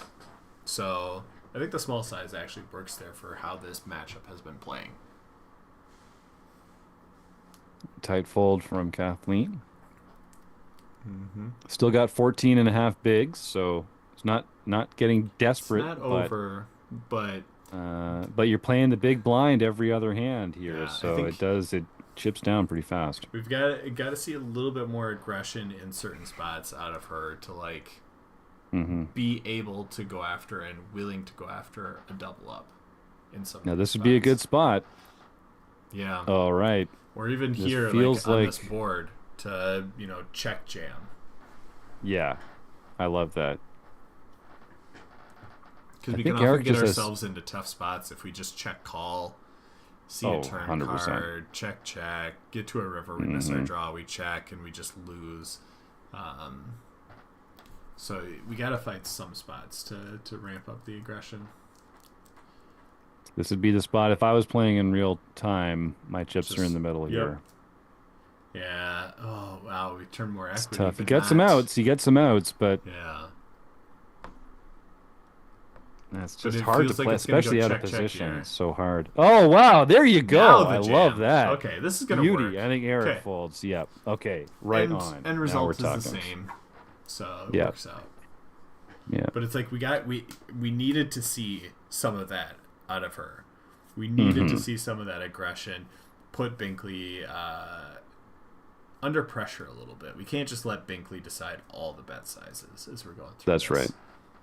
And if Binkley's going to get so much help from the deck, you really need to, steal some spots. Right. All right. Definitely The, going to get a bet from Eric here with two overs and the flush draw. yeah. But at least we've tipped the scales from the extreme start that we had. Mm-hmm. Mm-hmm. Seeing a Yeah, little not more too surprising to see King parity. 10 win that hand. Mm-hmm. Just flops a lot of equity.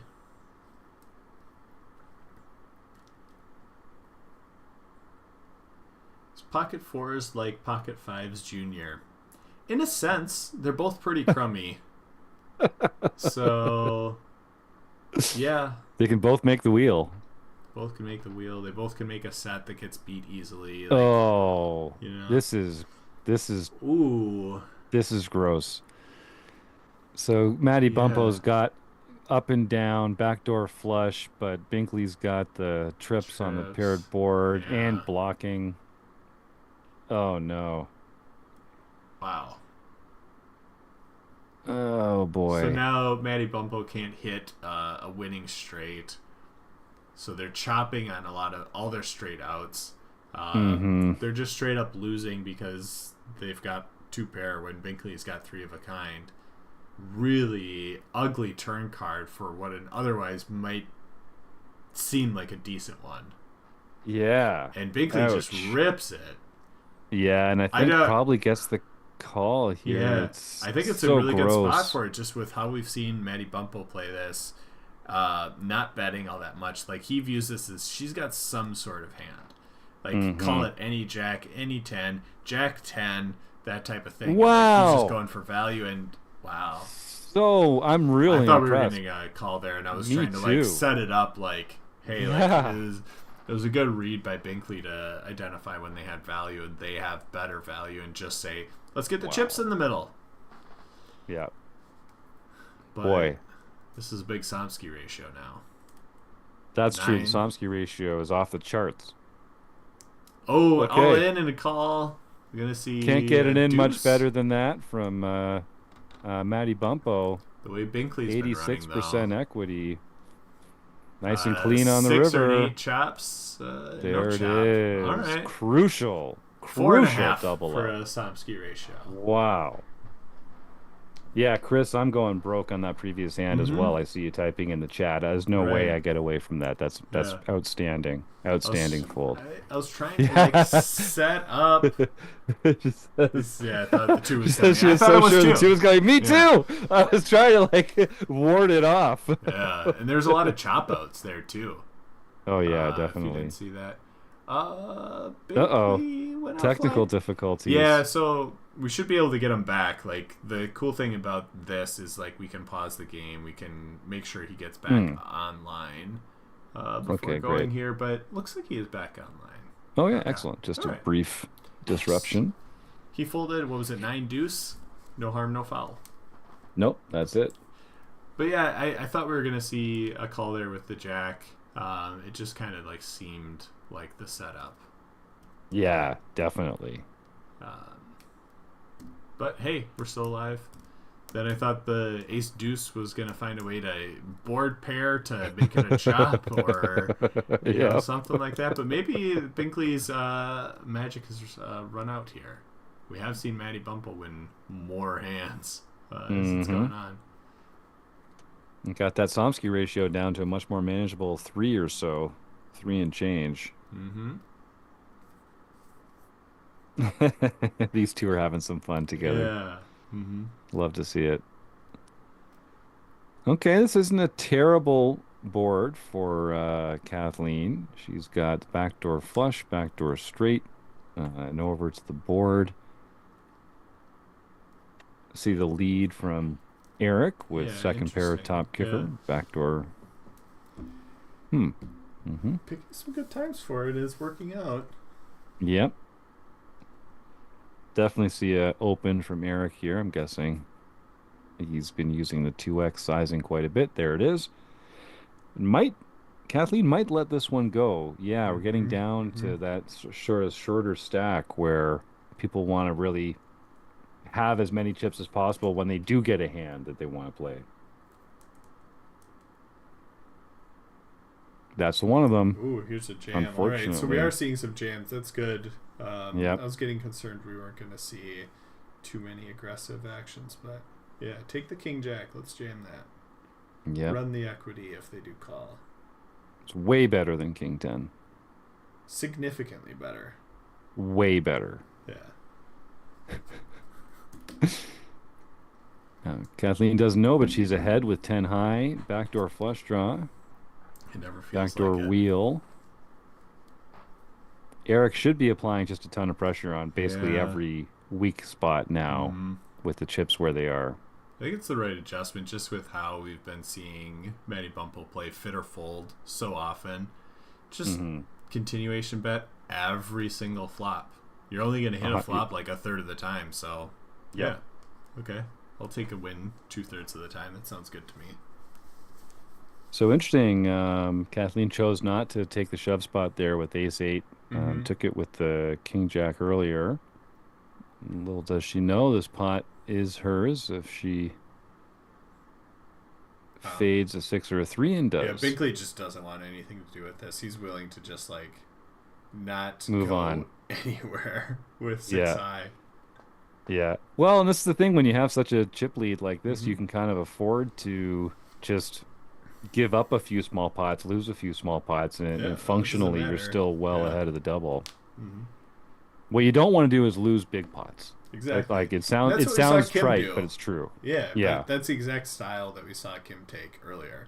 Had Rob Hmm. down, didn't want to lose any small pots. Unfortunately, did lose like all the all-ins that she got into, and then Yeah. Rob ended up taking it away after that. But it was the style she was going after. Hmm. And it's tricky in these heads-up matches. You know, you're only going to get to play so many hands against your opponent in this Mm-hmm. match. So, card distribution does play a significant role. Yeah, gave Binkley a walk when he had jacks. That can't be too bad. Hmm. Deuces is always a weird one.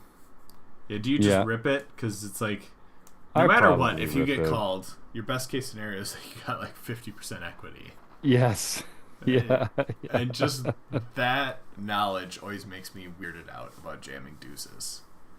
You know what though? But if you're jamming like ace nine, if you get called, you've got three outs. It's like you're either they have a better ace and you can hit your nine, or they've got a pair and you've got to hit your ace. Okay, It's so like, you're coming up with bad case scenarios. Totally get it.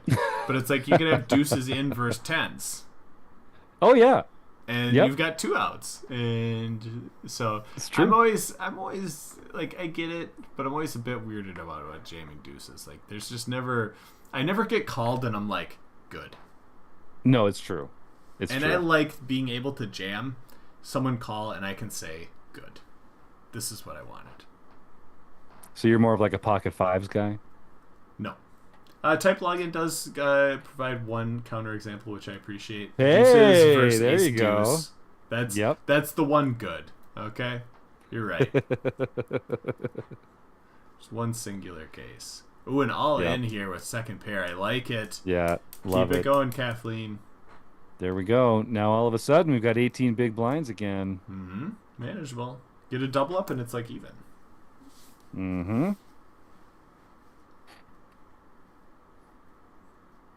Nine on the board ends it here. Now, do we get a shove from Wow. Kathleen here? Oh, smooth call. All right. Yeah. This is again, it's like playing full ring. Ace nine isn't that strong a hand, Heads but up. heads up It's like this, it's amazing. just such a good hand. Yeah. Yeah. All these hands just get promoted. I think you have to float here. Got two overs. Yeah. Oh, don't have to float when you can raise. Oh, I Wow. love it. Yeah. I love We're it. seeing some moves that I haven't been expecting. Yeah, look at that. Nicely Yeah. done. It's a worse hand to fold, but at the same time, hey, you just win the pot with ace high. So, it seems Yep. fine. Clean up Now that equity. I don't want to see a jam here. 21 bigs No, I want to see effective. an open. Just an open. Yeah. Yep. Ooh, I It's wonder if a there's a bigger sizing tell size. there. Yeah. Yeah. And a king high instantly folding. Sizing. Feels like Sizing. it had some sort of sizing tell to it. I think so. If that's a 2x, I don't think he's going anywhere. Yeah, I mean, you get king high. Why would you call? It's hard to get king high. Mm-hmm. We'll see an open from Eric here. This might be another one of those ones that Matty Bumpo lets go. Four high offsuit. Nope, it's connected enough. Let's see a flop. Yeah, but probably doesn't go much I further don't than this. I don't want to alarm you, Taylor, Yep. but Eric Jin has flopped a pair. Oh, it had been a Yep, while it since is he had. it is possible. Yeah. He was probably really wondering what was going on with the software. He's like, Yeah. hey, what is this? Where's I my haven't I pocket haven't pairs? Where's my flop top pairs? Like, what's going on it's been here? it's been minutes since I flopped a Smacking pair. the machine. Hey, Yeah, get this yeah. going. Hey, come on now. Oh, fantastic. Yeah, so Matty Bumpo just doesn't like those offsuit disconnected hands, Yeah. which it makes sense. They're not very good hands, but um, Yeah. you're just But you giving up. gotta You're giving find up a hands to lot in these. play. Heads up, you gotta find hands to play, but Mm-hmm. you also can't play everything. Yeah, Well, here's a pair for Matty Bumpo. What's the it turn is card possible. gonna be? Queen? It's got to be a queen, I think. Yeah, jeez. Wow! Wow! And it's a spade too. Oh, that might be the saving grace here. So, um, I'm guessing we're gonna get it. Oh, okay. Here, I like yeah, that. but it's got a spade. Yeah. Now we've got It doesn't feel like there's two gonna be too much in here, but there's gonna be a bet on this river. 2-1 SPR. So I think a small bet probably gets Bet and called call. by Eric. I don't. I mean, it's a. I don't know. Do you raise? I I think don't you know just if you call. can you raise. I don't. You can't value raise, right? Can you get called? And you don't want to Maybe by bluff. exactly. Yeah, you just not- call. yeah, you no, I just think that's win. right. Yeah. I think that's the right play. Lorianne is shocked by that turn card. That it was okay. Yeah, that's right. We all were. We couldn't believe it. Yeah. No, what are the odds? What are the odds? Well, this might be an interesting limp trap spot. Mm. Even versus raise, I could see Matty Bumpo going with this. Yep. Tricky. Check. I'd bet small here, just kind of continuing Yeah, the constant aggression. We should be good. that's it. Just applying a ton of pressure. Mhm. Your opponent really Just can only needs to continue fold. when they. But it's really tough When now. they Matty make 'em. Bumpo's really in the like super danger zone as we go through this. Yeah. Like having 8 bigs, one, it just generally stinks. But 2, you're playing so many hands, you just fold one, and it's like, oh yeah, there goes a big blind. Then you fold the next one because it wasn't a good hand. Oh, there goes another one, and it's just like, oh, cool. I lost 25% of my stack because I got dealt bad starting hands Yeah. for 2 hands in It's a tough. row. Like, that's just annoying. And if your opponent this gets might be- cards like this, like it's I was gonna say this might be the shove. Here it is. Yeah. So I didn't see and any Eric's not pocket going anywhere. 7s no. So let's see. Really need a queen. Or hearts. You never An know. ace. An ace is Oh, an ace, or an ace 10. or a 10 would or be a dirty. queen or a heart would be so dirty there. Oh, Max Payne. I can't Max believe he Payne. would hit a boat on What the river. the hell? What? Do you know, Eric? That was unnecessary, man. That was unnecessary. You already had the win. You really didn't need to come in and just fill up on the river like a jerk. Of course he hits a Wow. boat on the river. But he Oh doesn't my need it. God. That was insane. Well, I know who I'm picking for the rest of the series. It's got to Good be call. Eric Jin. Yeah. Man. Well, that was really something. That But was hey, amazing. we made it through, Jim. He's there. We did it. And we got Eric in the chat. He was saying, yeah, I wish I could sun run like that all Don't the we time. all? Yeah. Don't we all? But well done. And way to go, Kathleen, to just get smacked by the wrong side And of the not deck be for out so much of immediately. that. Yeah, exactly. So really, really impressive performance by all of our competitors tonight, honestly. There were some good matches. Yeah. Really yeah. was. And Taylor, you did a great job too. Thanks Hey, for all your thank you. hard You work did a good putting job this stuff. as well. Aw, thanks, bro. Aw. Yeah. such a wholesome group here at Rec Yeah. Poker. But, well, yeah, no fun. let me This see, is we just gotta- the start. yes, we're just getting started. That's This right. is We got just the start. four This is week 1. more weeks of this happening. Yeah. So next week we will play the remaining round 1 matchups. So 4 more matchups. Then after that we'll have all the round 2 matchups, which we'll play the week after. So March 4th is going to be week number 2, which is round 1, part 2. That's right. Then March 11th will be week 3, which is the second round. The week after that, the 18th, will be the semifinals. I believe that's when we're potentially going to get a specific person who runs a poker training site to join think us. you We'll can- see. We'll see. Oh, yeah, okay, We'll until it's announce confirmed, it later. We'll wait confirmed, until but yeah. later. But Okay, yeah, that's a gonna be person fun. that runs a training site that might be joining us for commentary on the semifinal matchups. That would be the final 4. And then the last week, we're also trying to get another someone who does some coaching to do the finals match. The finals match, it's not just going to be one match. We're going to play the best of 3. So we could either see 2 or 3 matchups as we go through that. But I just want to say a little thank you for everyone in the chat. I'm seeing a lot of messages go out there. Kind comments, but I just want to say thank you. We wouldn't do this if people didn't watch it. And I'm glad everyone enjoyed this. It's fun to play this MaREC Madness stuff. It's fun to have it out there, and we appreciate all you guys hanging out and watching with us. So thank you. Yeah, and thanks for participating and getting your great comments in there, and some awesome donations too. We're gonna make some donations to a local food bank, and we're gonna help some hungry people get some food and feed themselves and their families as a consequence of the kindness and generosity of Rec Poker community. So pat yourselves on the back, everyone. This has been a real pleasure. Appreciate the comments in the chat. If you have gotten this far and have not liked the channel, what in the world is wrong with you? But go hit that like on the Please channel. do. Hit the subscribe button. I talked about stuff that's free. That's free. Just go do it. Yep. Okay? Thanks. Yep. Thanks in advance. And then come back tomorrow. It's free every Wednesday night. We're on like YouTube Zone here every Tuesday and Wednesday for the next several weeks. You're going to be able to get a chance to come and join Taylor and a lot of Taylor. But there's some good reasons to come too. Like it's not just you can find some stuff. Damn it! I can't even say it with a straight face. All right, these folks have been patient. Let's wrap this puppy up. We'll see you all next week. But if you want to join me tomorrow night, we'll see you then. And if you've learned anything from this, it's if you know the graphics guy, get yourself on the left side of the bracket. Sorry, I'm mirrored. You want to be on the left side of the bracket next week. That's the proper side to be on because they just swept this evening. We'll see how next week goes. Jim, thanks for joining me in the booth here as we went through all these matches. We'll see you next week, and have a good one, everyone. Take care. Happy MaREC, everyone. See you soon.